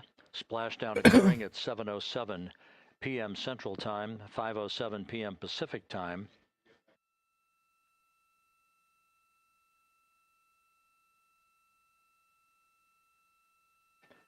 And after a bit of a tussle to try to establish a communications link with the recovery team, we were finally able to run through the procedures for the powering down of the vehicle.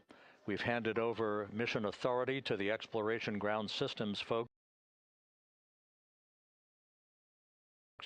out in the Pacific, and the recovery team will be approaching the vehicle shortly to erect the inflatable raft called the front porch before opening the hatch to Integrity to bring the crew members onto that raft before they're hoisted onto 2 Navy helicopters, 2 crew members for each helicopter before they're flown back to the deck of the USS John P. Murtha.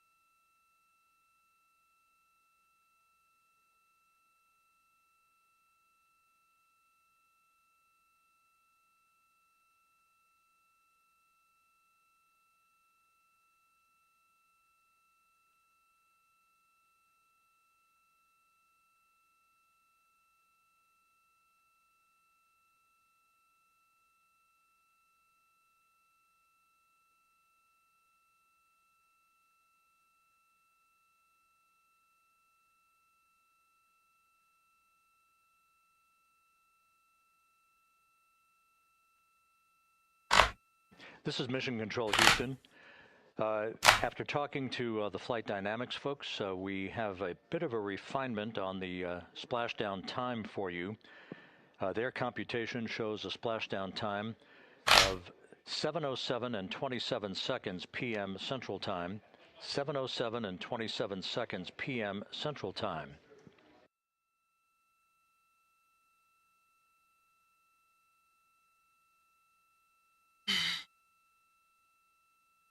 That would equate to a mission elapsed time of 9 days, 1 hour, 32 minutes, and 15 seconds.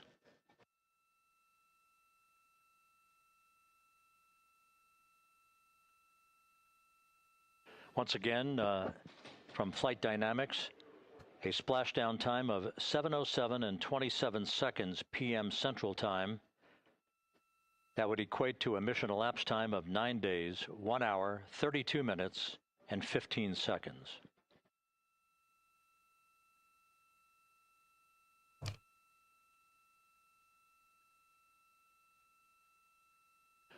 Reports from the Pacific indicate that the recovery team in communications with the crew aboard Integrity, that the crew remains in excellent shape as they await the approach of the team for a final hazard gas evaluation before they move to the side of the vehicle to erect the inflatable life raft called the front porch.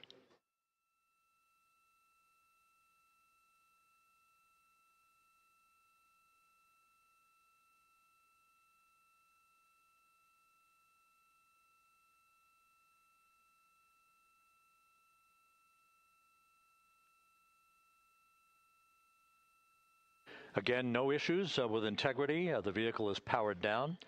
All of its systems are now safed. We have handed over mission authority to the Exploration Ground Systems folks in the Pacific, but we will not stand down and have the entry flight control team depart its positions until that inflatable raft, the front porch, is erected, the hatch open, and the crew having exited the vehicle. So that's the next step in the recovery process that will lead to the hoisting of the crew members. For 2 crew members for each helicopter, they'll be hoisted to a pair of Navy helicopters that will then fly a short distance back to the USS John P. Murtha. What you're looking at is one of the fast boats circling the vehicle to make a hazard assessment.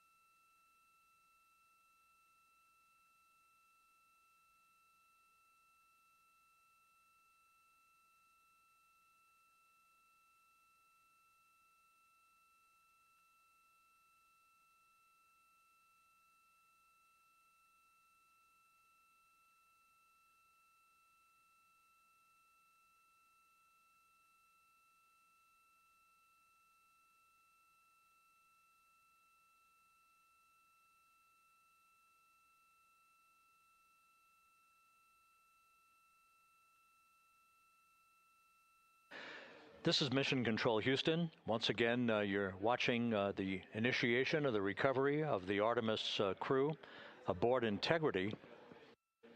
All of the Navy divers and the fast boats are now approaching the spacecraft after conducting a hazard assessment.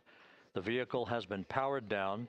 Entry Flight Director Rick Henfling now waiting for the life raft, the front porch, to be erected along the side of the vehicle so that the hatch can be opened and the crew members extracted from Integrity, soon to be hoisted one by one into a pair of Navy helicopters for a short flight back to the deck of the USS John P. Murtha. If you missed it earlier, we talked to Flight Dynamics and received a more official touchdown time or splashdown time, as it were, of 7:07 and 27 seconds p.m. Central Time, 5:07 and 27 seconds p.m. Pacific Time. That would equate to a mission elapsed time of 9 days, 1 hour, 32 minutes, and 15 seconds.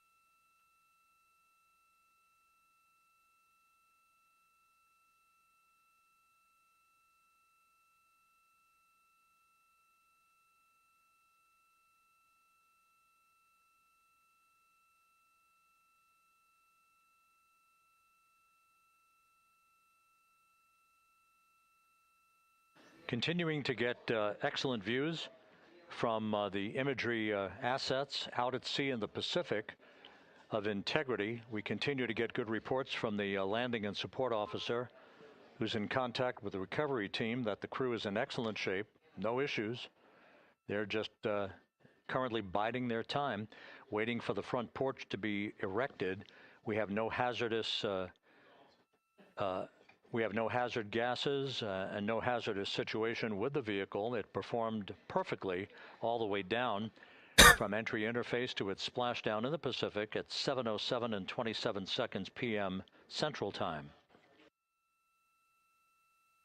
And as you can see, the first phalanx of recovery personnel now pulling up alongside of Integrity.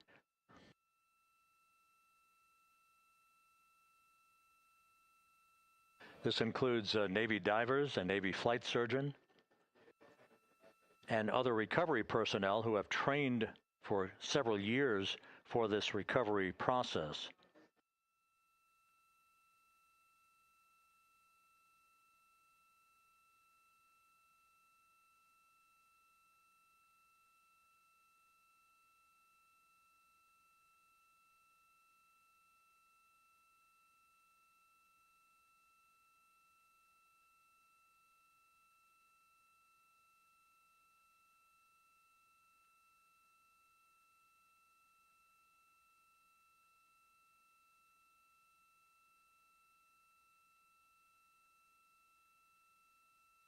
At this hour, some 41 minutes following splashdown, the vehicle has been powered down. There's no hazardous gas emanating from the vehicle. That's why the first team of recovery personnel has been able to pull alongside Integrity. And the reports continue to come in that the 4 astronauts are in excellent shape.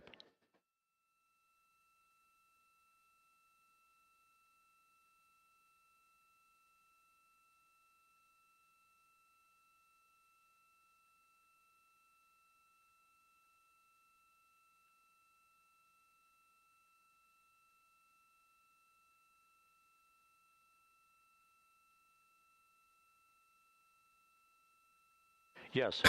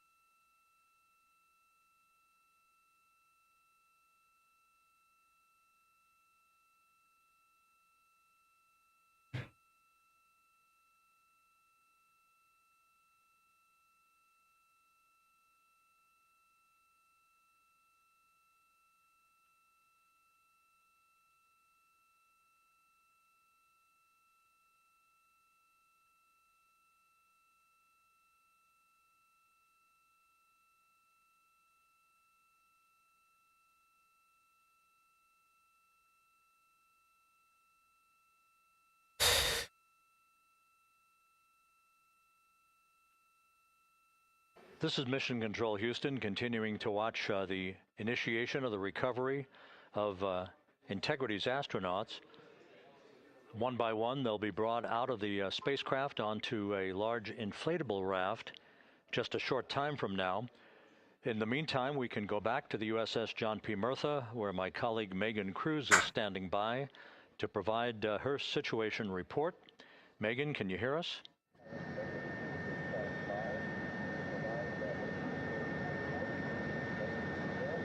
Hey, Rob. Yes, I can hear you. Thank you. Yeah, we're back here on the bow of the recovery ship where there are still plenty of people peering out into the water. We are not very far from the action everyone is seeing on their screen now. The Orion spacecraft, Integrity, in the ocean, surrounded by a number of recovery boats.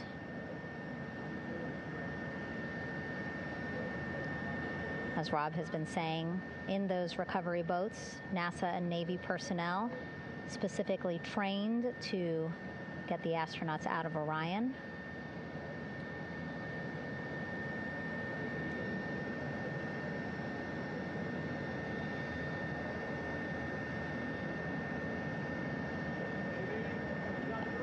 In some of our wide shots, you can probably see that there are 6 boats out in the water. More than 40 people out in the water right now on those boats.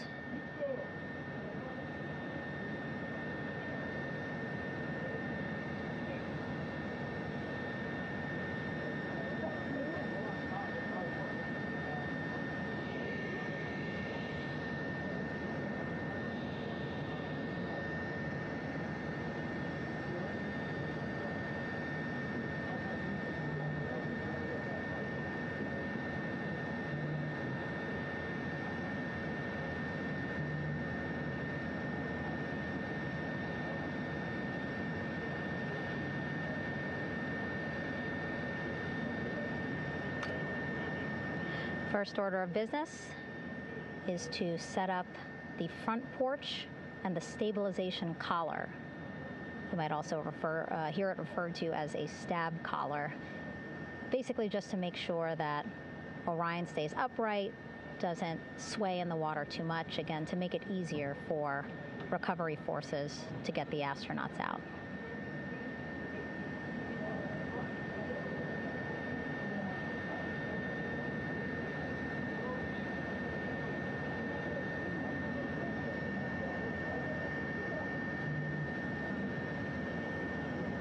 Again, we splashed down in the Pacific Ocean just after 5 p.m. Pacific time here.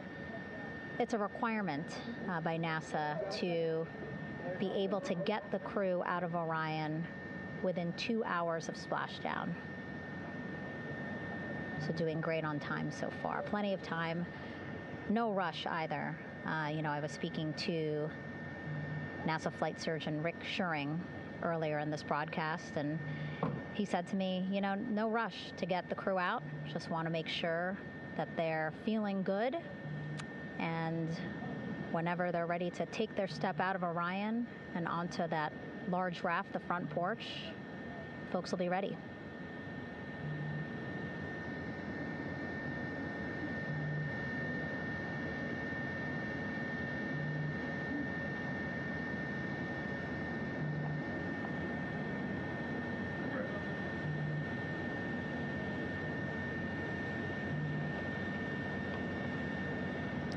And as there are mission audio loops in Mission Control in Houston, there is a mission audio loop here on the ship, and it was just reported out that the side hatch is open.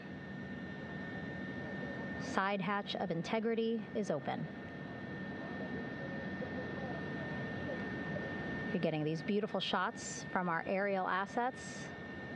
The ship itself, where I'm on, just 3,000 yards away. Again, plenty of people on the boat here, glued to the side closest to where they can see all this action. And again, with just 3,000 yards separating us, great views from the bow here. You can see now that side hatch is open. One of the Navy personnel is about to get inside there.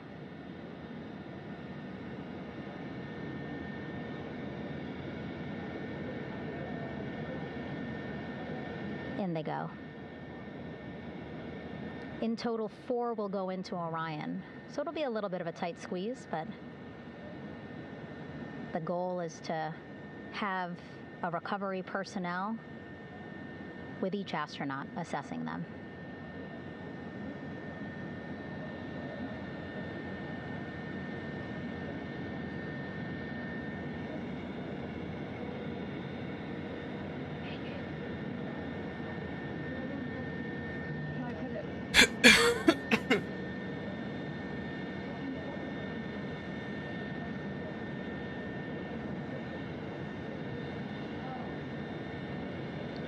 Boats getting closer now.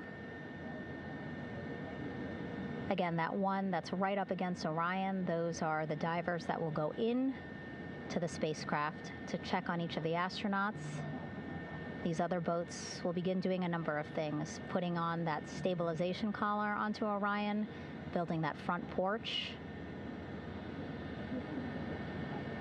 Eventually, they will retrieve the parachutes, as well as tow Orion back to the well deck of the recovery ship here.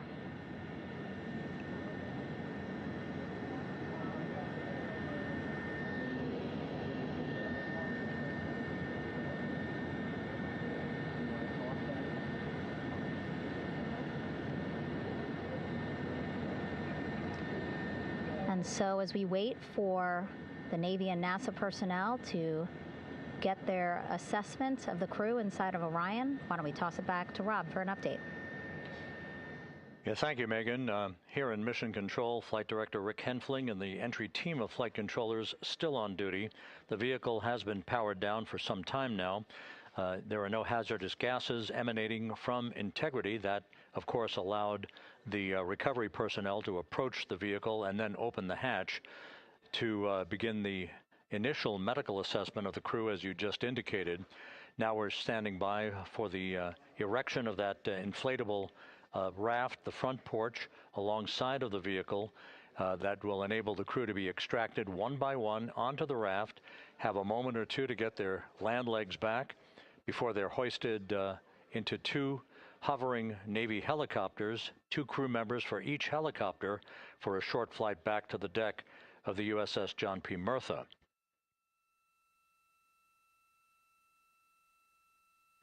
All of Integrity's systems operated flawlessly throughout the course of the approach to the Earth, the entry into the Earth's atmosphere, and all of the key milestones that followed in this high-speed return to Earth for Integrity, a mission that spanned more than 694,000 miles from the vehicle's launch from the Kennedy Space Center atop the Space Launch System back on April 1st.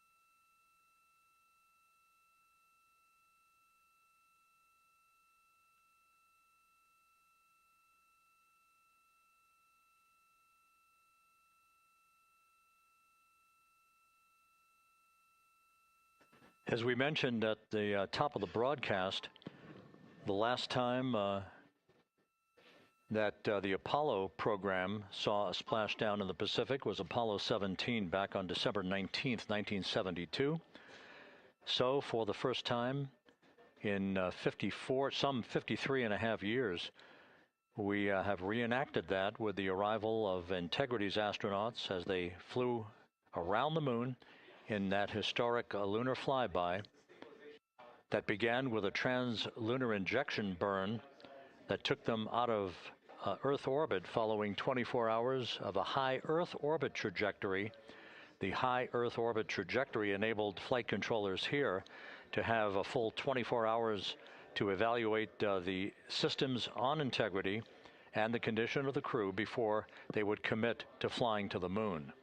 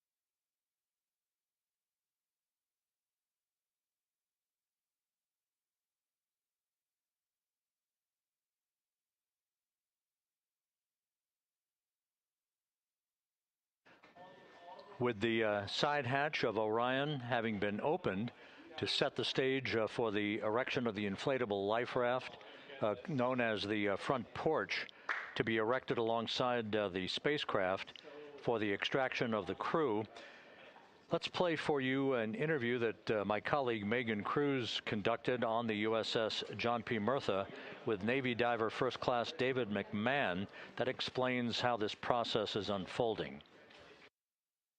Okay, Davey, so you and some of your team, one last look over of the stabilization collar, correct? Yes, ma'am. Okay, so what is this stabilization collar? This is what's going to stabilize the capsule out there in the ocean. We don't know how good the weather or the waves will be that day, so this will help prevent any unnecessary occurrences from happening, stabilizing the capsule and the astronauts inside. So basically this is a float that will go around Orion. I'm assuming that what they're doing right now, these are the lines that will attach the collar onto Orion? That is correct. And so what are they doing here? So we've got the lower line that will secure the inflation device before we inflate it. That gives us the go-ahead that it's secure in its space, and then we'll inflate it. And then once that is done, we'll undo all the carabiners and get this orange line on top tied in the same fashion. And then this will be secure to the capsule, and the astronauts can safely take their first steps out of the capsule onto the front porch. Okay, and how long will it take them to set up the stabilization collar? We should definitely be able to handle this in under 10 minutes. Okay, wow. And then you just mentioned the front porch. So basically after they set up this stabilization collar, then they set up what's called the front porch here. That's correct. Okay, and what's the front porch? Front porch is basically a bigger waiting room for the astronauts to sit in while we wait for the helicopters to show up and grab them. Okay, so the medical team that was inside with the crew, they're going to help them out and onto the front porch? That is correct. And then what happens here?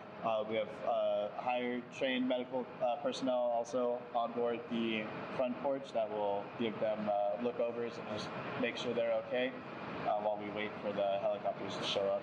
Okay. How does it feel, I mean, your team, you, to be part of a mission that's returning astronauts from the moon in more than 50 years? We all feel extremely honored to be a part of this, as well as a bigger mission for the Navy and joining up with NASA to do great things. Mm-hmm. And do you feel like you and your team are ready? Yes, very ready. Cool. All right, thank you so much. Thank you.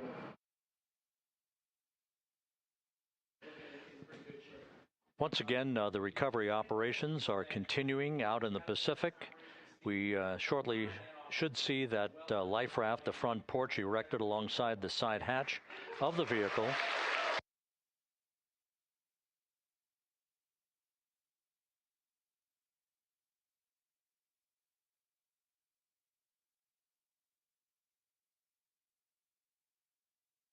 A number of flight controllers have come into the flight control room to receive congratulations from Entry Flight Director Rick Henfling. But we're going to stick with our operations out in the Pacific as we await the extraction of the 4 crew members who are reported to be in excellent condition.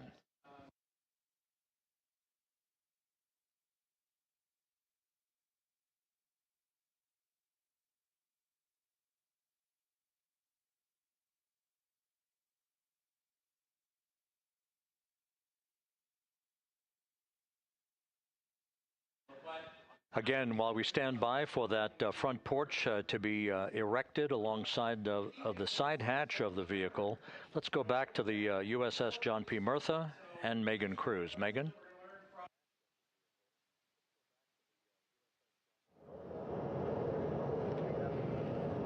Hey, Rob. Pausing now to listen to some internal audio loops. Again, the operations team here on the ship communicating with everyone out on the water. It seems like currents are hindering them a little bit from unfurling and inflating the stabilization collar as well as the front porch. But again, the requirement to get the crew out within 2 hours of splashdown, plenty of time. So no concerns just yet.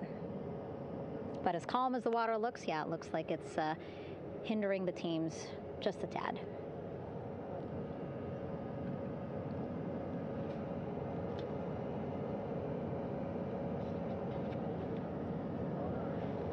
You can see in some of our shots that side hatch still open. Again, inside there are now 8 people inside. 4 divers, Navy divers, all with medical training, each assigned to an astronaut each. Making sure that they're comfortable, feeling good.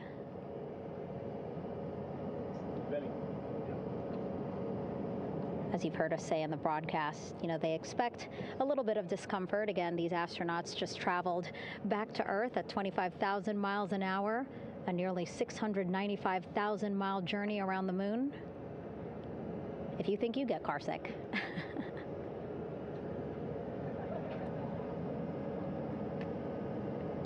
Again, 6 boats out there, lots of gear with them, just in case, right? As we said, the crew reported feeling great, but again, all those folks out there in case they weren't, right? NASA is all about making sure we think about every situation that can happen, and so, of course, wanted to be ready in case any of our astronauts needed more medical attention while out there in the water.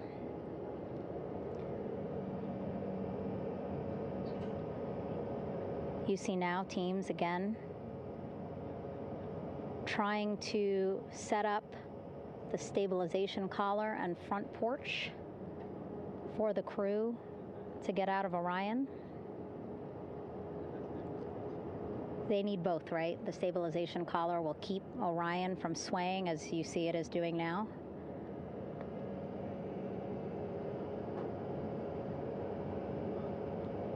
And then they will connect the front porch to the stabilization collar so that the crew can take 2 steps and they will be in the front porch.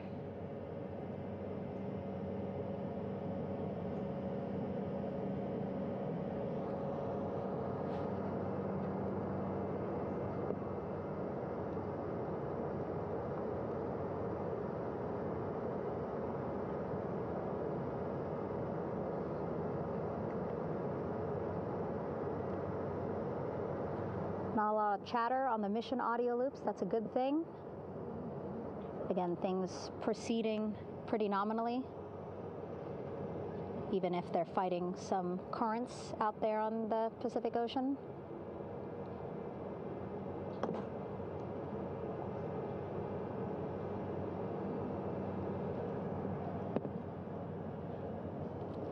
Again, the goal, setting up the stabilization collar and the front porch so that the crew can rest comfortably in the front porch, get placed into harnesses so that 2 helicopters can lift them off the front porch and onto the USS John Murtha here.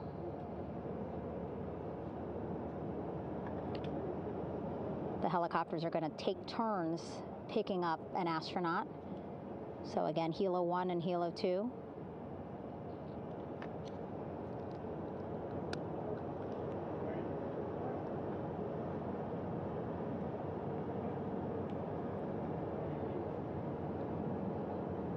Okay, and the recovery team here on the ship just got a report from the undersea medical officer who is inside the capsule with the crew. He is reporting all 4 members are green. All of our 4 astronauts, Reed, Victor, Christina, Jeremy, green, meaning they are feeling great, not the complexion of their skin. They are feeling great, happy to be home, and ready to be extracted as soon as possible.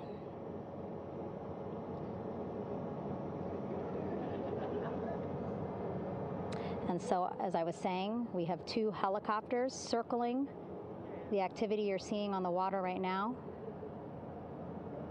Each will take turns picking up an astronaut. So Helo 1 will come on in, hover above the front porch, about 40 feet above the front porch. A Navy recovery specialist will be hoisted down into the front porch. The restricted maneuvering doctrine is in effect. Will connect to the first astronaut, which we're expecting to be Christina. And then Helo 2 comes around, picks up Jeremy, while Helo 1 stays above head, and then Helo 1 will come back in for another astronaut, and then Helo 2 for the last astronaut, and then back to the flight deck here on the recovery ship.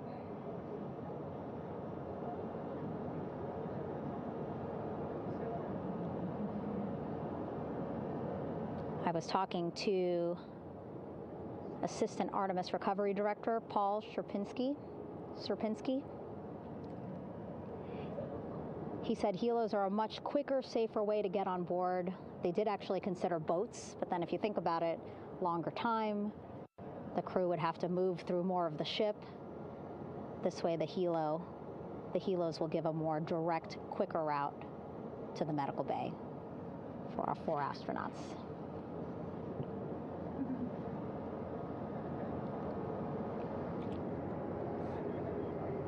Beautiful shots from our aerial and imagery teams.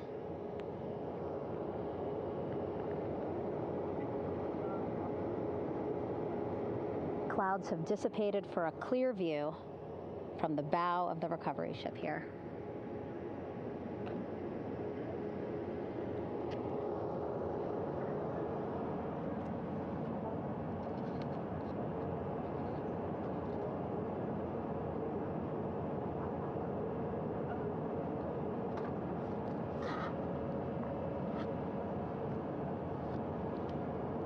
You can still see divers in the water there. Encircling Orion, that is that stabilization collar we've been telling you about. As you saw in that interview just a few minutes ago, they have to first connect it to Orion, and then once it's secured onto Orion, they can inflate it, and then they'll further secure it with other harnesses and lines.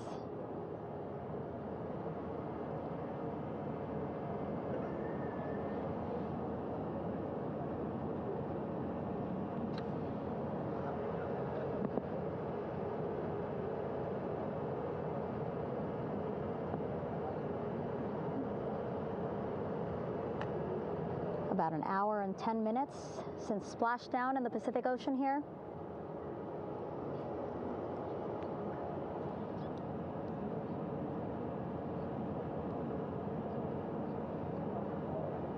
Reed, Victor, Christina, and Jeremy back home after a history-making mission to the moon and back.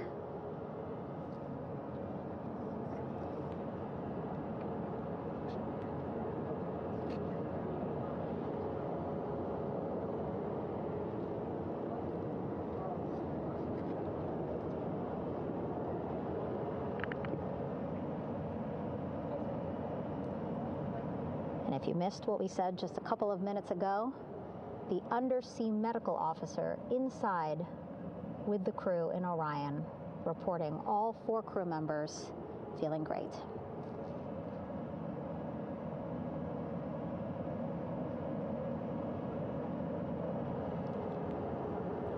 Progress being made there on the stabilization collar. It looks like they are beginning to inflate it.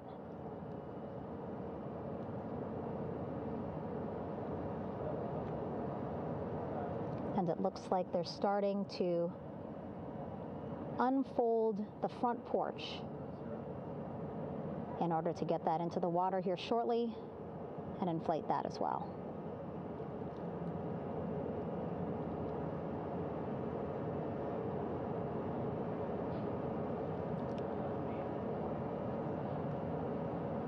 Again, more than 40 people out in the water right now. And those Navy and NASA personnel have been in the water for now about 4 hours.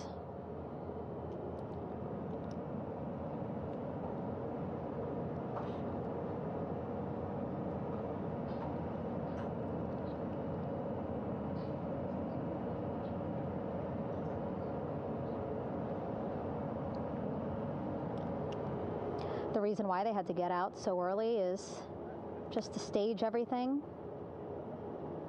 And actually here on the ship, when there are flight operations happening, you can't have anything else, right? Just because the flight deck can be a dangerous place, so they just want to focus on planes coming and going from the ship, so that's why they wanted to get the boats in the water to make sure that they have all the time they needed for the flight ops. And then the same crew here out in the water, they will stay out in the water for a number of hours after we recover the crew and get them back on the ship, because then they have to recover Orion.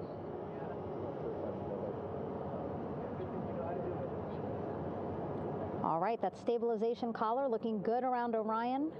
We're now seeing some recovery personnel getting on to that collar. Again, they need to further attach it to Orion to make sure that it can really prop up the spacecraft. It's basically lifting it up off of the water just a tad. Again, so it's not so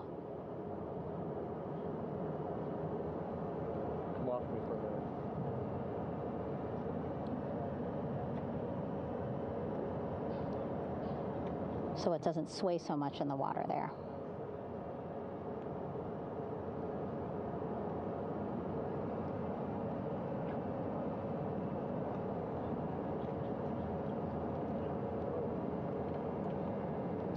And now that front porch looks like it's nearly fully inflated as well. You can see a much larger surface area.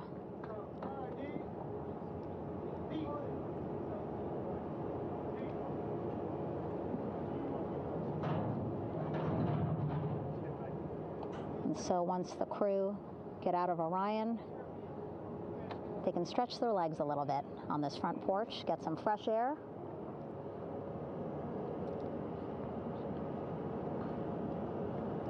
And enjoy this beautiful day here on their home planet.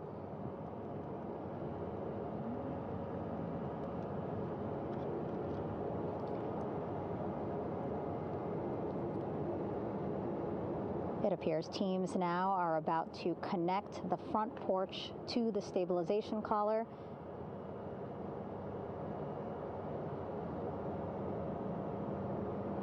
And at that point, when both are secure, we should soon see astronauts come out of Orion.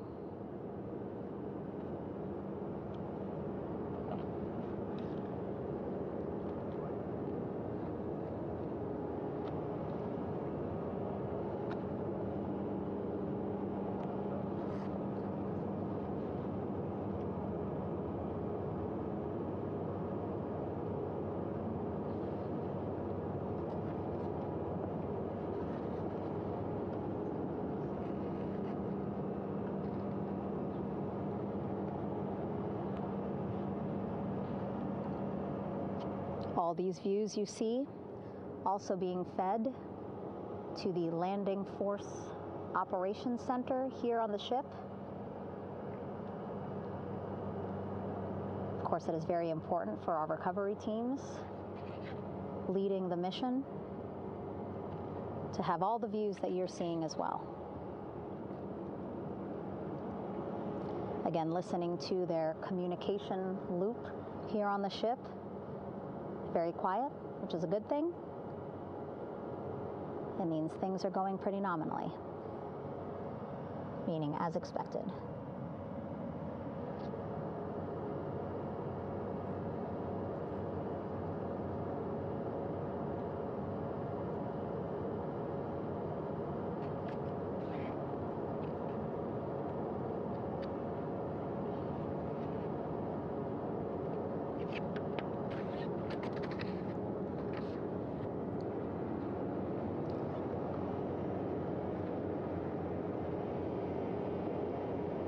Again, all this activity happening just 3,000 yards away from the ship. So that means this will be a very quick flight back on the helicopters for the crew. 2-3 minutes, and then they'll be back here on the ship. I know.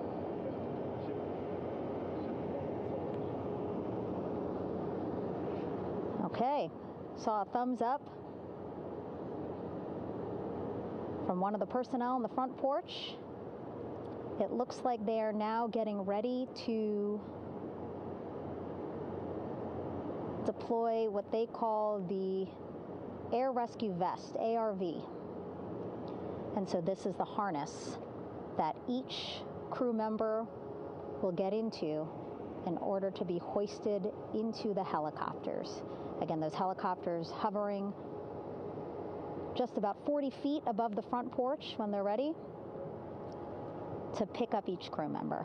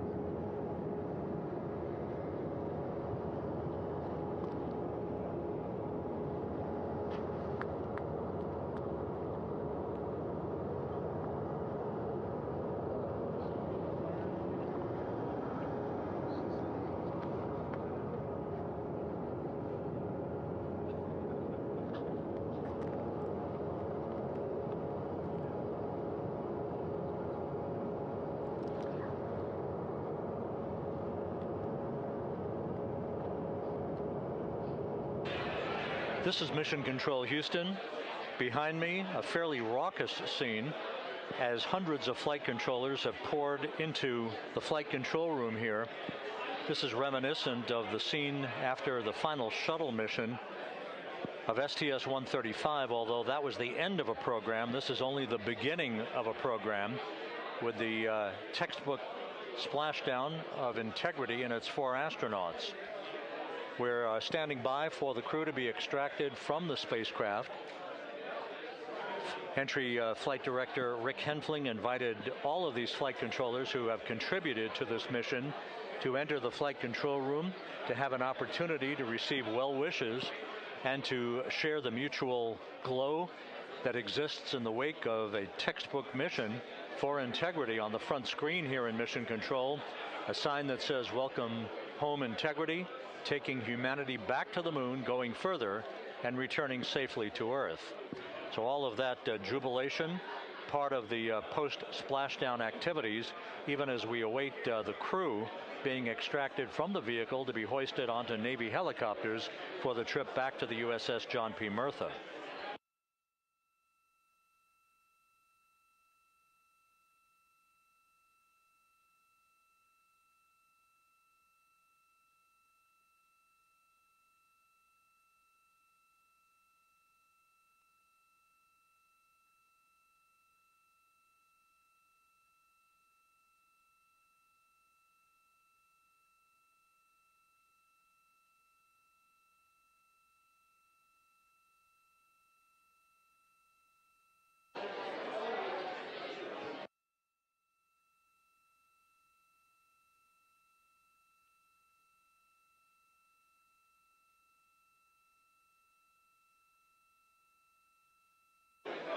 Once again here in Mission Control, this view of the Artemis flight control room, known as the White Flight Control Room. This is the old shuttle flight control room, and now is the home of Artemis missions to the moon and beyond. Once again, quite a few flight controllers were invited in by Entry Flight Director Rick Henfling to share in the jubilation following the successful splashdown of Integrity. That splashdown occurring an hour and 22 minutes ago, as we stand by for the completion of the extraction of the crew, and ultimately they're hoisting onto Navy helicopters for a short flight back to the USS John P. Murtha. Splashdown occurred at 7:07 and 27 seconds p.m. Central Time. I had an opportunity to talk to the head of flight dynamics, Jeff Birch, a moment or two ago. He said the trajectory of Integrity coming through the Earth's atmosphere was so precise, they've never seen anything line up on a ground track like today's entry by Integrity for its splashdown southwest of San Diego.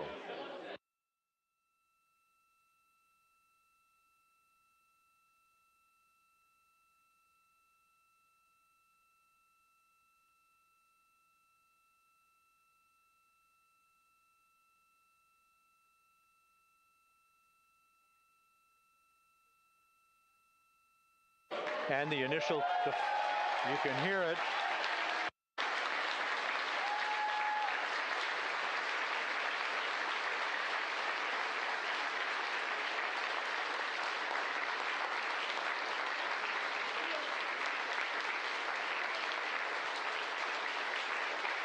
Jubilation here in the flight control room. The first crew member is out of Integrity.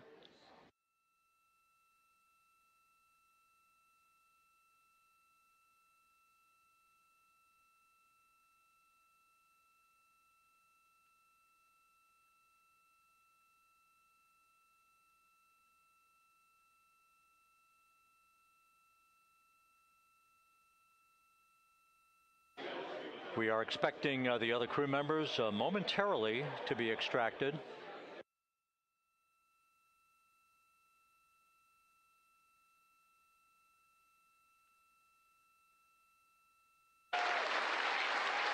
We now have 2 crew members out.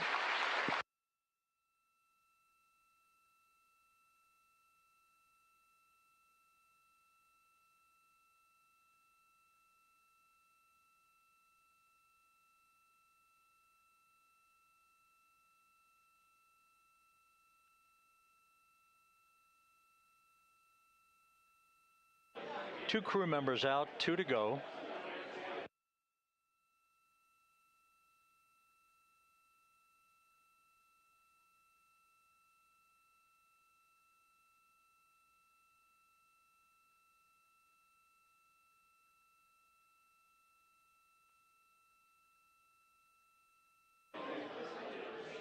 We're about 1 hour from sunset out in the Pacific. Everything continues to go well. Integrity's systems function perfectly during its entry back to Earth. And Reed Wiseman, the commander who will be last out of the vehicle, reported that all the crew members were feeling very well.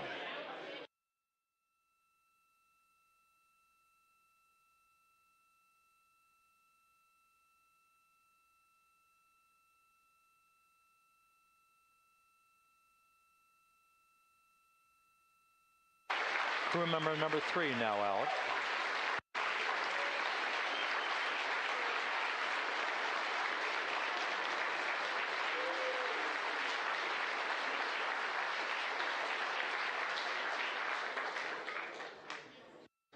And now standing by for the commander, Reed Wiseman, who will be last out of his ship. Bobbing in the Pacific under almost ideal conditions, Integrity spanned 694,000 miles during its journey from launch to splashdown.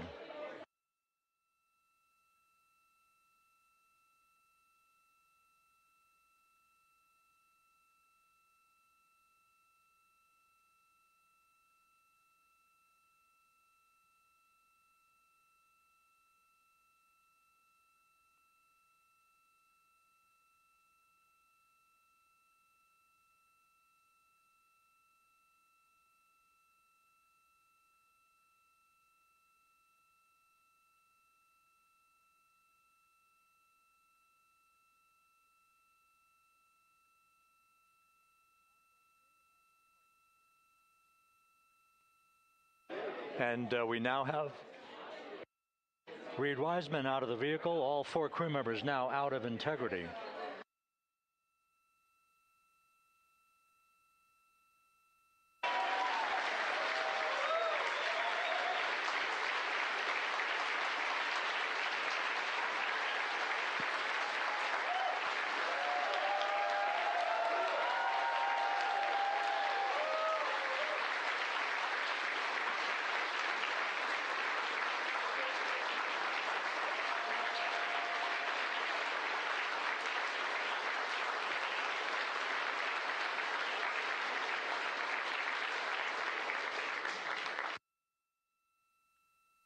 Once again, all 4 crew members now on the front porch, and the procedure to begin hoisting them up to these 2 Navy helicopters hovering overhead will begin shortly.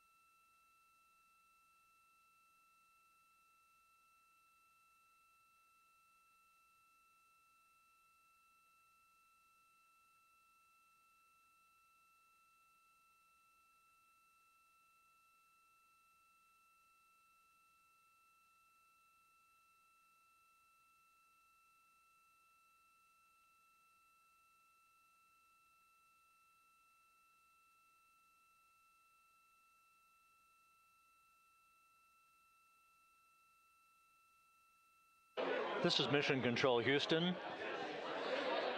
The mission is over, but the melody lingers on as jubilation continues here in the flight control room. We should be expecting NASA's Associate Administrator, Amit Kshatriya, to be joining us shortly for a short interview while the recovery operations continue out in the Pacific. So we'll stand by for that. And then we'll turn it back over to Megan Cruz aboard the USS John P. Murtha.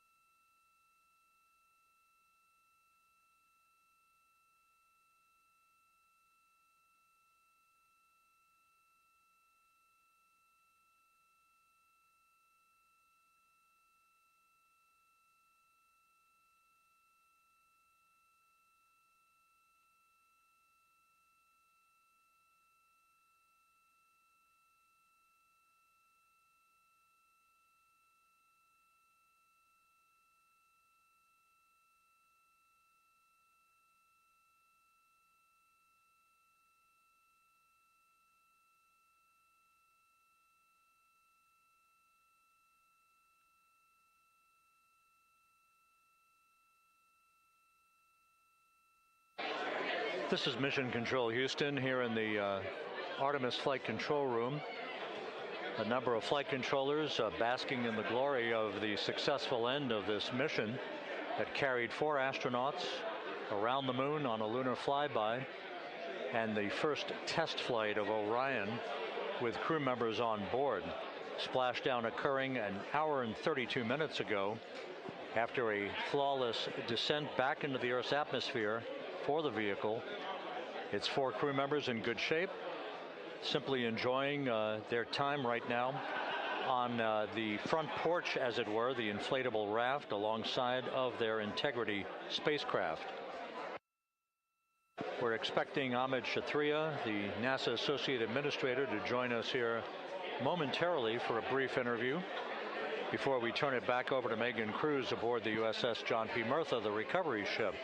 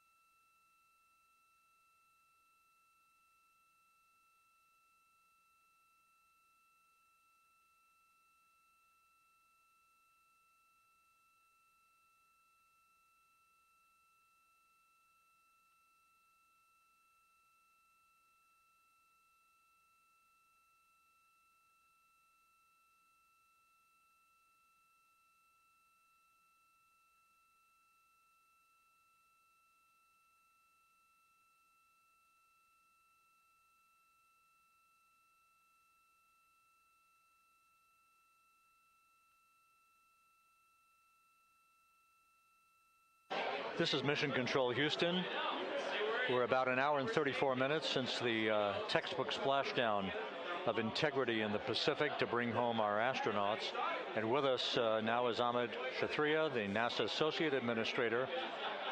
Amit, a little bit of history made tonight, a little bit of history made over the past few weeks. Your thoughts as this team here basks in the glow of what they just accomplished? Yeah, Rob, we're here in the control center, and it's kind of overrun with jubilant folks in the Mission Control Houston, as well as engineering, and folks that just want to be here, part of it, as we watch our crew get extracted from the vehicle. And you know, my thought is always about these teams. The team that's in the water right now, pulling the crew out.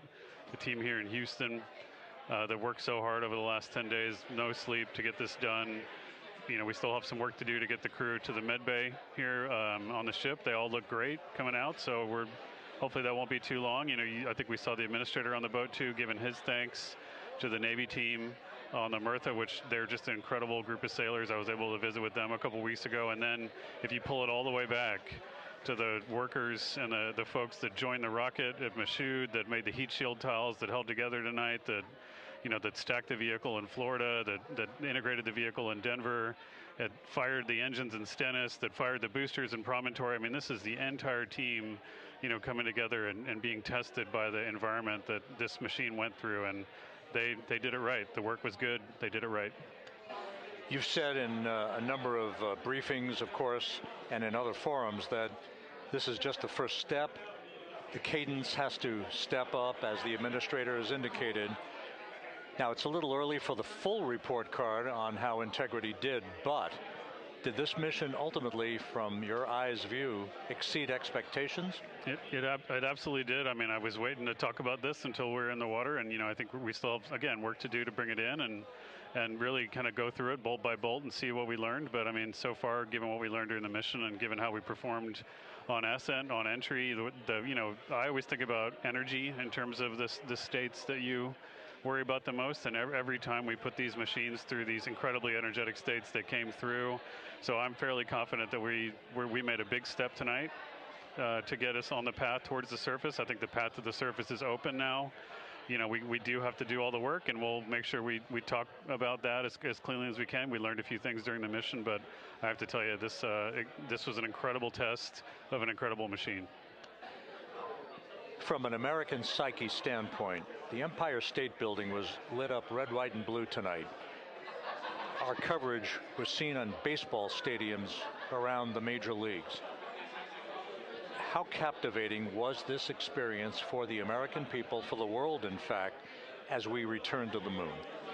You know, I have not been able to watch a lot of the coverage as we've progressed through the mission. I will tell you, just, you know, from my witness in Florida before launch, and then seeing the people's faces here, and then, you know, reading where I can about how things are going. I think this has been a gift to the world from NASA. NASA has given the world a gift, proving to folks all over the place, especially young people, and that to me is what this is really about. Young people, when they see what we can do when we work together, when we have teams that collaborate, that, you know, it doesn't matter how hard the problems are, we can solve them. I'm hopeful that Artemis II, as folks witness what we were able to do with this incredible crew, this incredible team that we've birthed into the world, scientists and engineers and artists that have been inspired by this.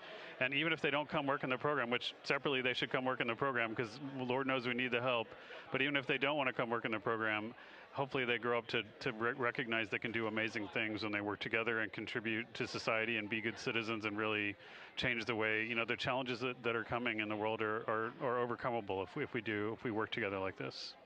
And one final question. You know, flying to the moon, we did it. We've done it again this past week and a half or so. But the engineering that went behind the design of this mission and the precision, the pinpoint precision of this vehicle entering that entry corridor, it's almost mind-boggling. Yeah, it is incredible when you think about the energies involved and the uncertainties involved. That you know, when we inserted the vehicle into orbit, it was 99.2% down the middle. When we dropped the vehicle right on top of the fleet here, you know, our guys knew exactly where to go, but the guidance was perfect. You know, and it's interesting. I've got this question a lot over the last few weeks about, you know, we did this before 53 years ago, and you know that. I mean, it is a reasonable thing to contemplate, like what's gone on since then. And what I'd tell you is, you know, when we did Apollo, which again, the more we learn about what they did, the more magical it seems what they were able to accomplish given the technology and the learnings that they had. But when we did Apollo, the architects of Apollo, you know, Gilbert, Seaman, von Braun, Mueller, what they really wanted to do, you know, as they were contemplating what it meant to expand our range of action to the lunar surface, what they wanted to do was learn how to live and work in space for a long time. They wanted to do that first before they were confident they could expand their range of action to the moon. Now, of course, the politics of the time and the mission at the time was different, and so they had to go straight to the moon and bring people home. And then after that, the program kind of lost its momentum. But you know, after that, NASA kept moving along those paths, right? So we recognized during Apollo that reusability was going to be important. We spent a lot of money on those machines, and you know, we spent a lot of money on these machines here. Even though, but we recognized that reusability was important, which is why we built a winged space plane called Space Shuttle, and then we used that reusable machine to build a space station. And we learned for 25 years how to live and work in space, and have been able to develop technologies that can enable exploration. So really, what I think is now, 53 years later, we're at the point where the architects of Apollo would have been pleased that we're now ready to actually go back to the moon and go back to stay, because we've learned all the things we needed to learn. There's a lot of people pleased here tonight, and we really thank you for joining us. Ahmed Shathria, NASA's Associate Administrator, as we begin to hoist the crew onto the helicopters to head back to the recovery ship. Thank you very much. Thank you, Rob. Congratulations, Ahmed.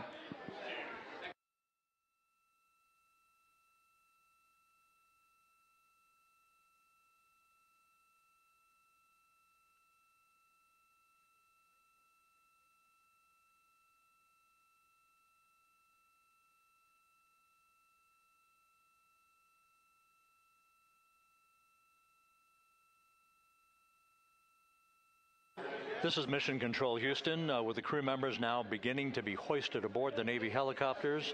Let's go to Megan Cruz aboard the USS John P. Murtha, who will take it from here.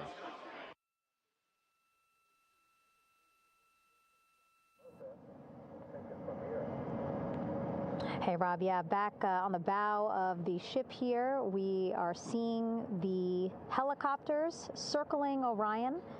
The first one there, having just completed picking up the first astronaut. Helo 2 now, hovering just 40 feet above the front porch, lowering a recovery specialist out of the helicopter. That person will touch down in the front porch just there.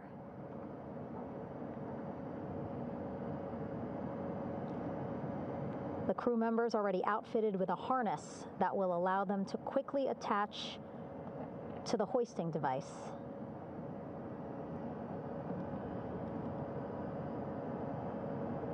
Look at the power of those blades throwing water out at the center there, the front porch, with now 3 astronauts and the recovery specialists. Again, crews already outfitted with a harness vest. And here we go. Second astronaut now off the front porch, getting hoisted into the second helicopter.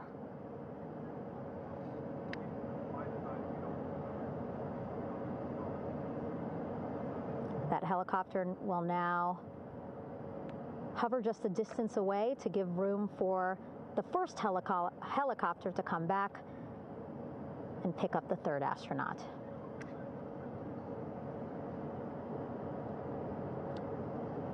As we wait for that helicopter to come back, make its way back around, just want to mention that the President of the United States called our NASA administrator today while he was on the ship, just minutes after we interviewed him live on our coverage, and congratulated him and NASA on this history-making moment tonight. Helicopter 1 again hovering 40 feet over the front porch. We will soon see another recovery specialist getting lowered onto the front porch.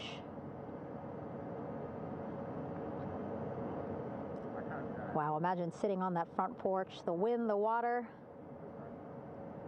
But again, the recovery team determined that a helicopter flight back to the ship here would be safer, faster, and more comfortable for our crew who just completed a 10-day mission around the moon. Third astronaut in the air, getting hoisted quickly back into the first helicopter now.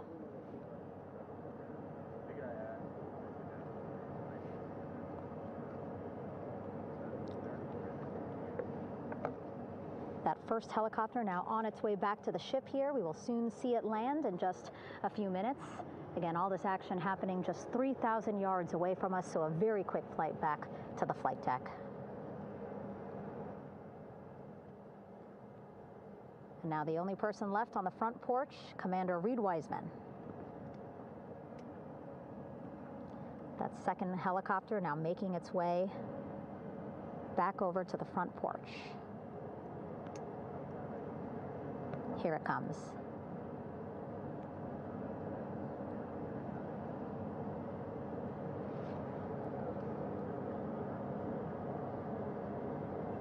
Making its final approach here.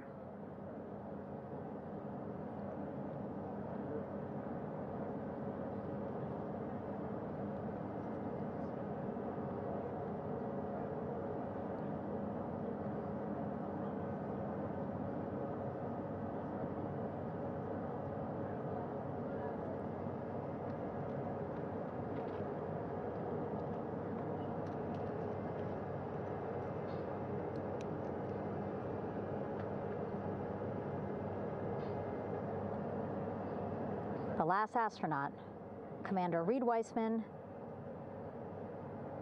now off the front porch and almost into the second helicopter. Both now on their way back to the ship where we are, the USS John P. Murtha, just west of San Diego in the Pacific Ocean.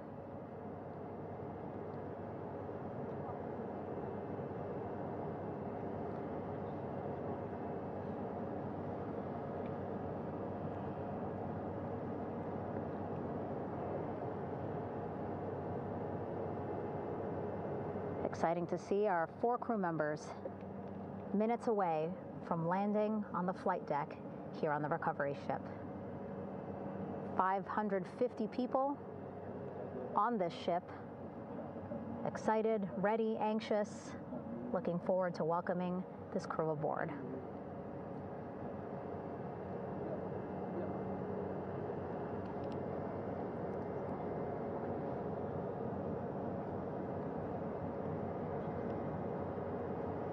Watching them now with our own eyes. Close to the ship here. Hearing them begin to hover on the flight deck, which is just across from us, here on the bow.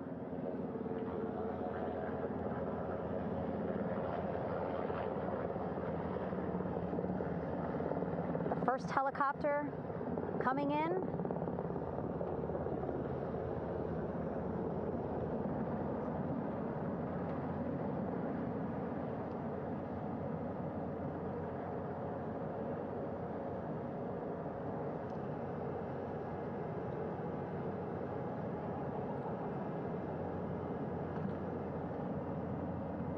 And wheels down. Wheels down of the first helicopter carrying 2 of our Artemis II crew. Pilot Victor Glover and mission specialist Christina Cook.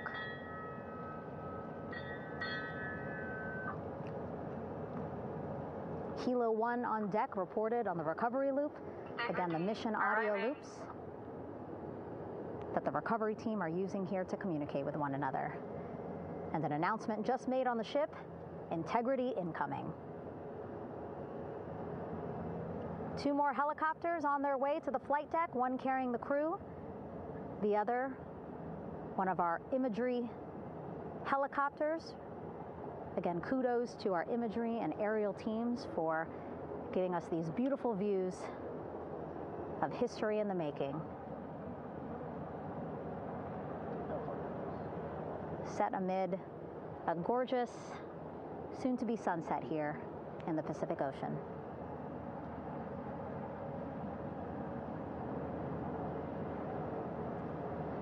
The second helicopter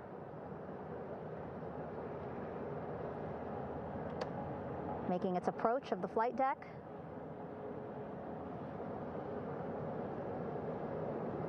Plenty of people here on the bow with their cell phones out, filming this moment.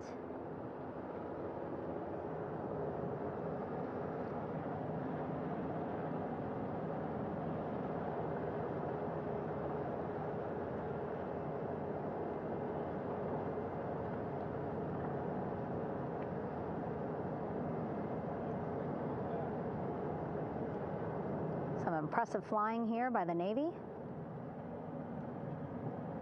as we are seconds away from wheels down. And there you go. We now have all 4 Artemis II crew members on the USS John P. Murtha.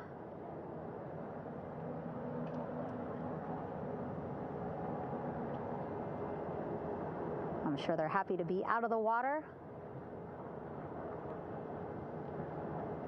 and on this recovery ship with, again, 550 people on board, ready to welcome them home. But first, as we've been saying throughout the broadcast, just making sure the crew feel good. We reported that they were feeling good when they were in Orion, but those were just initial, quick, verbal assessments of how they're feeling. Their destination tonight, the medical bay here on the ship, right after we power down the helicopters here.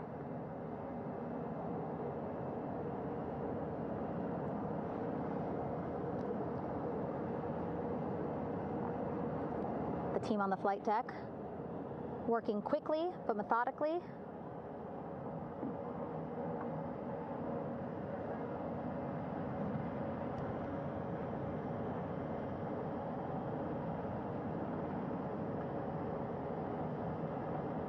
Waiting for just one more helicopter to touch down.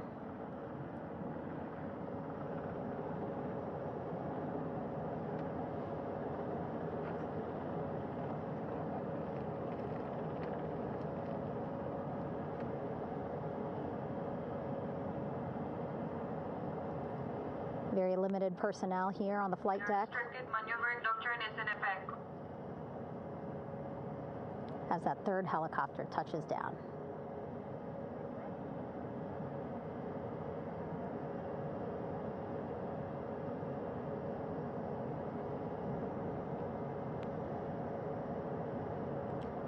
The ship is at flight quarters. Stand clear of wader decks, aft of frame 095. Burn no cover topside, thrown articles over the side. Hold all trash and garbage on station. Flight quarters. While just a few folks on the flight deck itself, there are plenty more on some upper decks. I see in some of our views a very packed crowd overhead. Announcements being made over the ship's loudspeaker system, reminding folks to stay clear of operational areas like the flight deck, so that teams can work quickly to get the crew off of the helicopters and into the medical bay.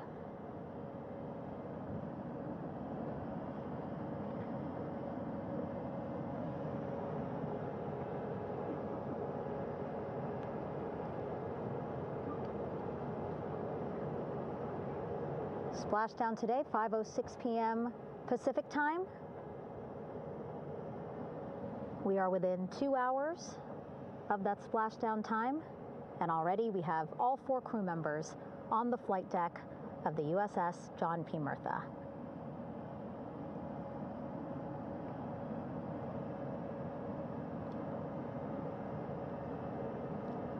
Again, crew waiting before getting out for the helicopters to completely shut down.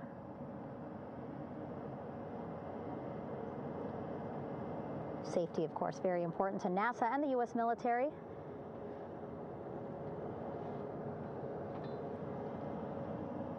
So we'll wait just a couple of minutes here before we start seeing crew members walk off the helicopters one by one.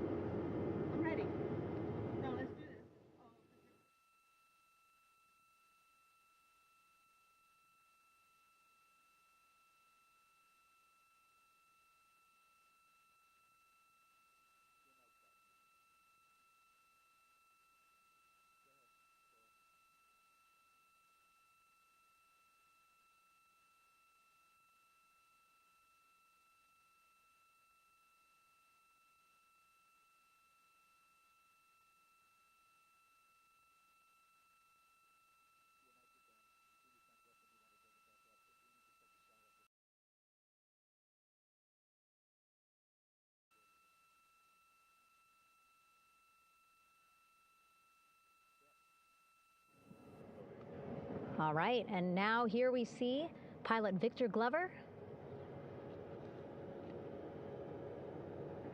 and mission specialist Christina Cook sitting on the edge of one of the helicopters, looking in great spirits. That familiar smile and laugh from Victor, I can see it from here. Christina, I'm sure, feeling the same way, just blocked a little bit by our camera here, but we'll see her here shortly. A photographer taking their pictures. Victor saluting folks on the flight deck. They look like they're in great spirits. Happy to be home, I'm sure.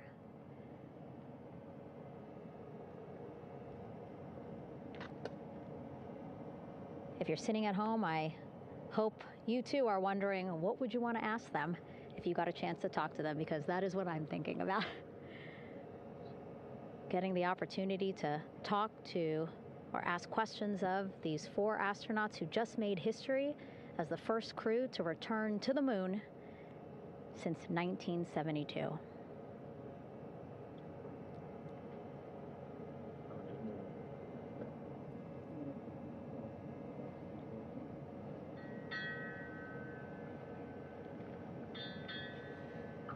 Oh, there we see Christina there, also smiling. Finally peering out, waving at the cameras. Hello to you too, Christina, yes. Welcome back. Welcome, welcome home. A loudspeaker announcement on the ship saying, "Welcome home, Integrity."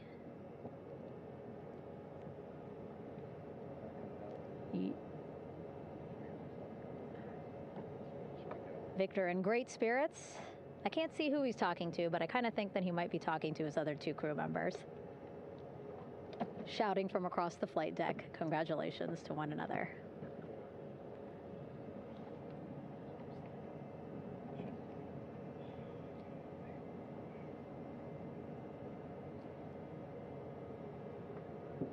And so now we see some Navy personnel walking up to the helicopter.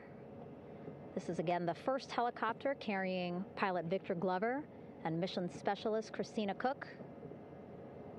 Both have taken off their helmets now.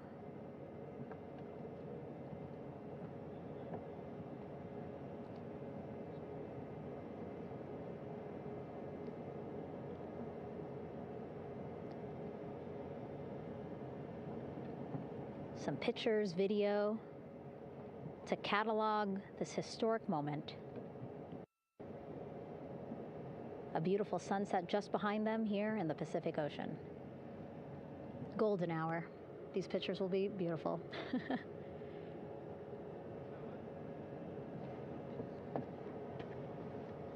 Now we see NASA Administrator Jared Isaacman, he is on the flight deck, as well as Flight Surgeon Rick Schuring, walking over to Victor and Christina first. We saw the administrator walk over to the other helicopter, which is carrying Commander Reed Weissman and Mission Specialist Jeremy Hansen.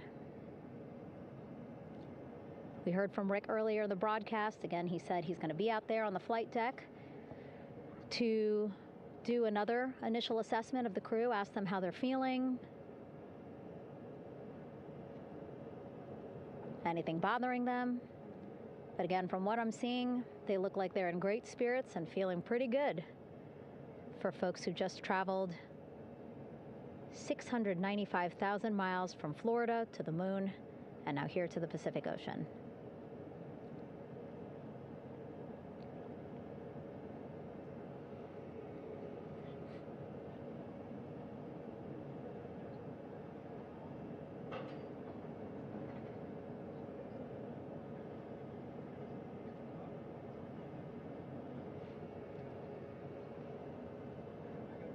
We're now seeing NASA Administrator Jared Isaacman walking across the flight deck. He had been talking to Reed and Jeremy, now approaching Victor and Christina. A hug from Victor, a hug from Christina.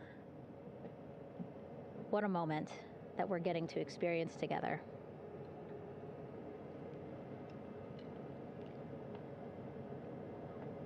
I'm sure congratulatory words. You know, we got to speak to the administrator live on this broadcast as well, and he said the kid in him right now, giddy, absolutely giddy at what we were able to accomplish today. Returning them home safely and in good spirits after a 10-day mission around the moon. And here we go. We're seeing Jeremy walking, waving across the flight deck, now on his way to the medical bay.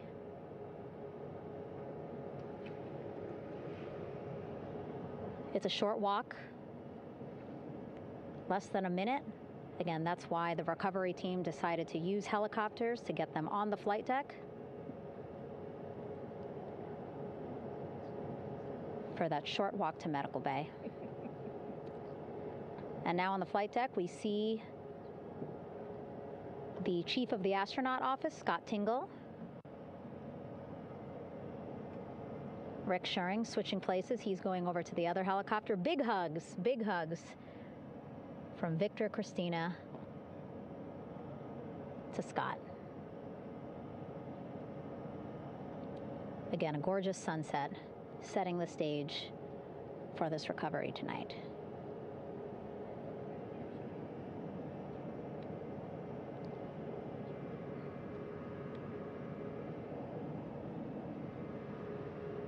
All right, and now here we are, Christina, making her way, looking thankful, grateful, happy to be home.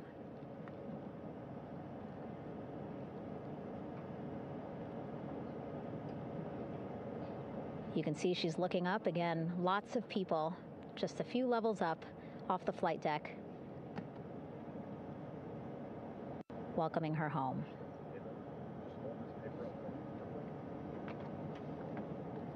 Scott holding the door like a gentleman, but back on his way to the other crew still on the flight deck.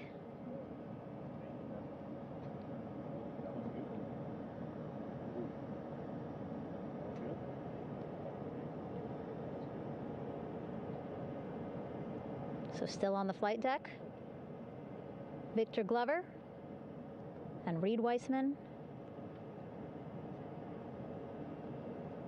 It looks like Victor will be the next one headed to medical bay. More hugs, more hugs. He's a hugger.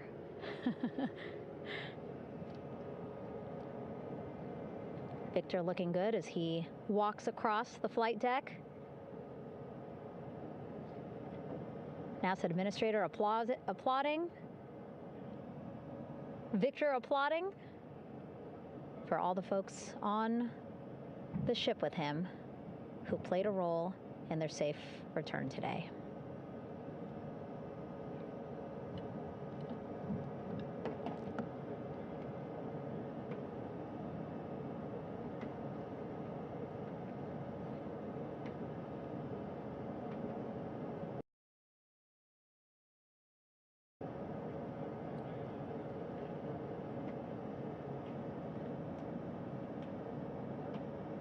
And finally, just one Artemis II crew member left on the flight deck, Commander Reed Weissman.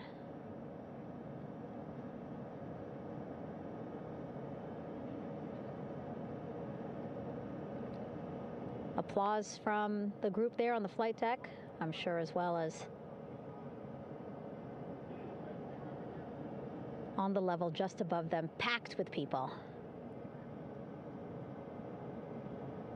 Reed looking good as he takes his steps towards the medical bay.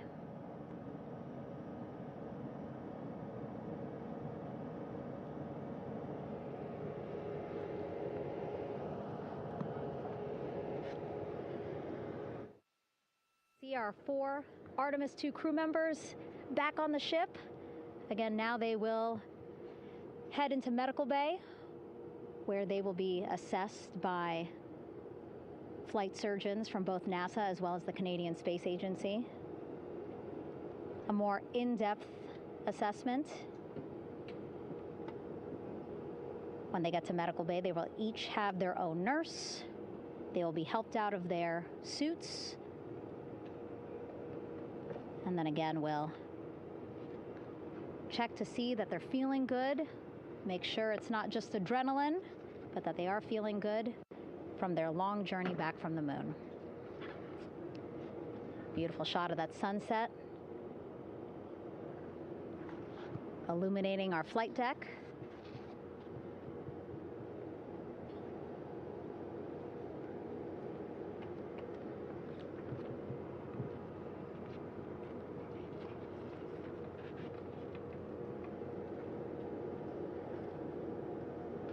All right, and now with our astronauts safely on board, I want to welcome on Artemis Recovery Director Lily Villarreal.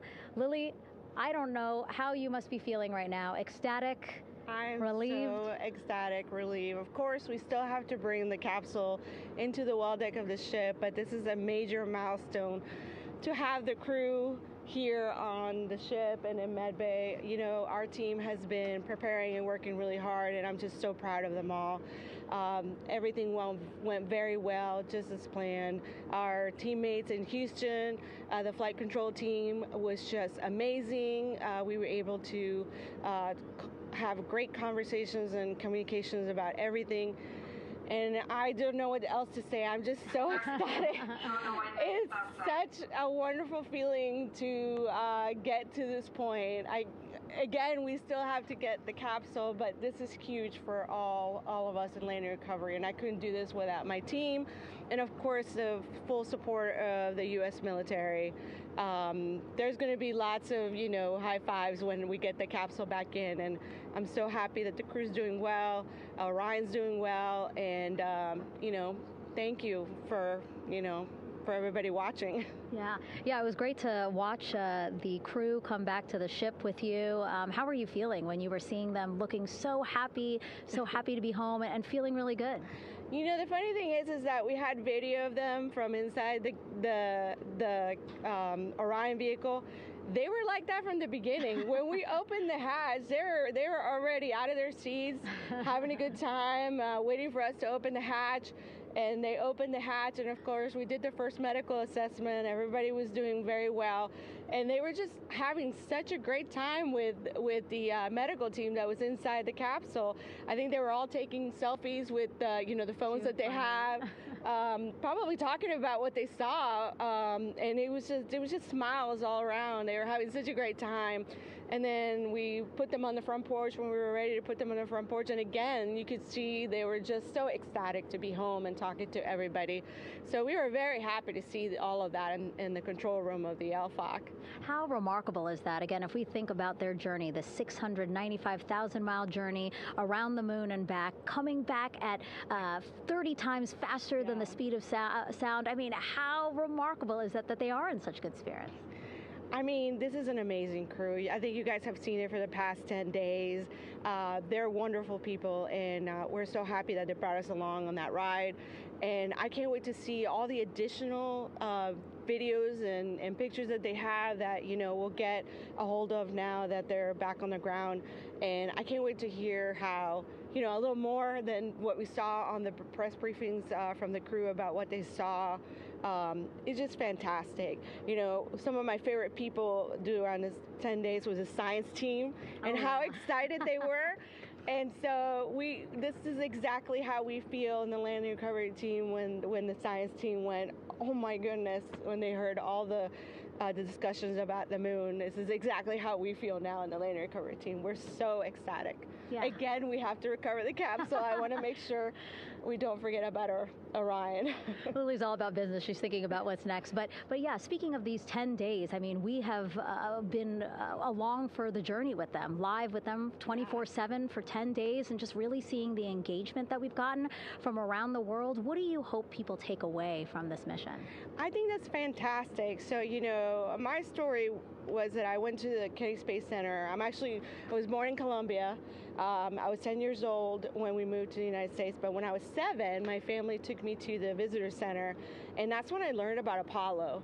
And we went to the moon, and I learned about astronauts, and that story was what really fueled me to want to do STEM and want to be an astronaut.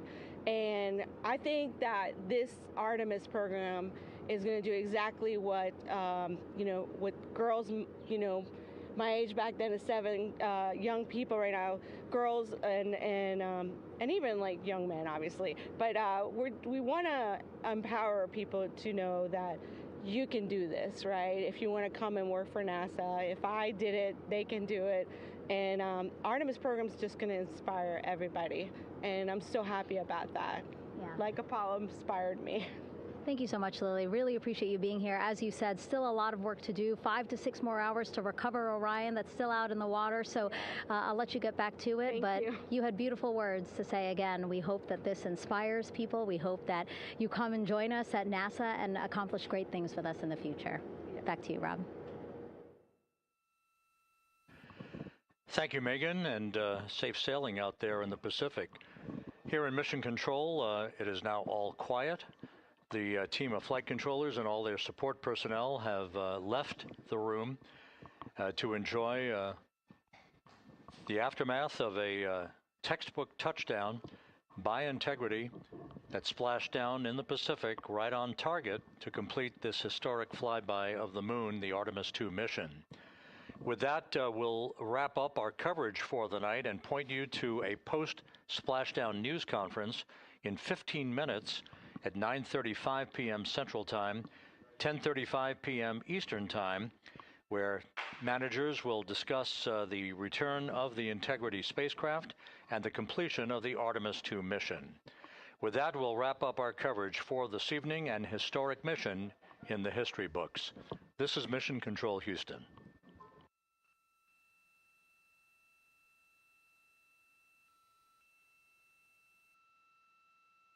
Main chute deploy. And we have 3 good main chutes. Integrity, splashdown, sending post-landing command now. Splashdown confirmed. Copy splashdown, waiting on VLDR. Splashdown confirmed at 7:07 p.m. Central Time. मैं हूँ quantum gamers, नाम याद रखना, खेल का मैदान हो या जिंदगी कभी न झुकना, कंट्रोलर हाथ में दिल में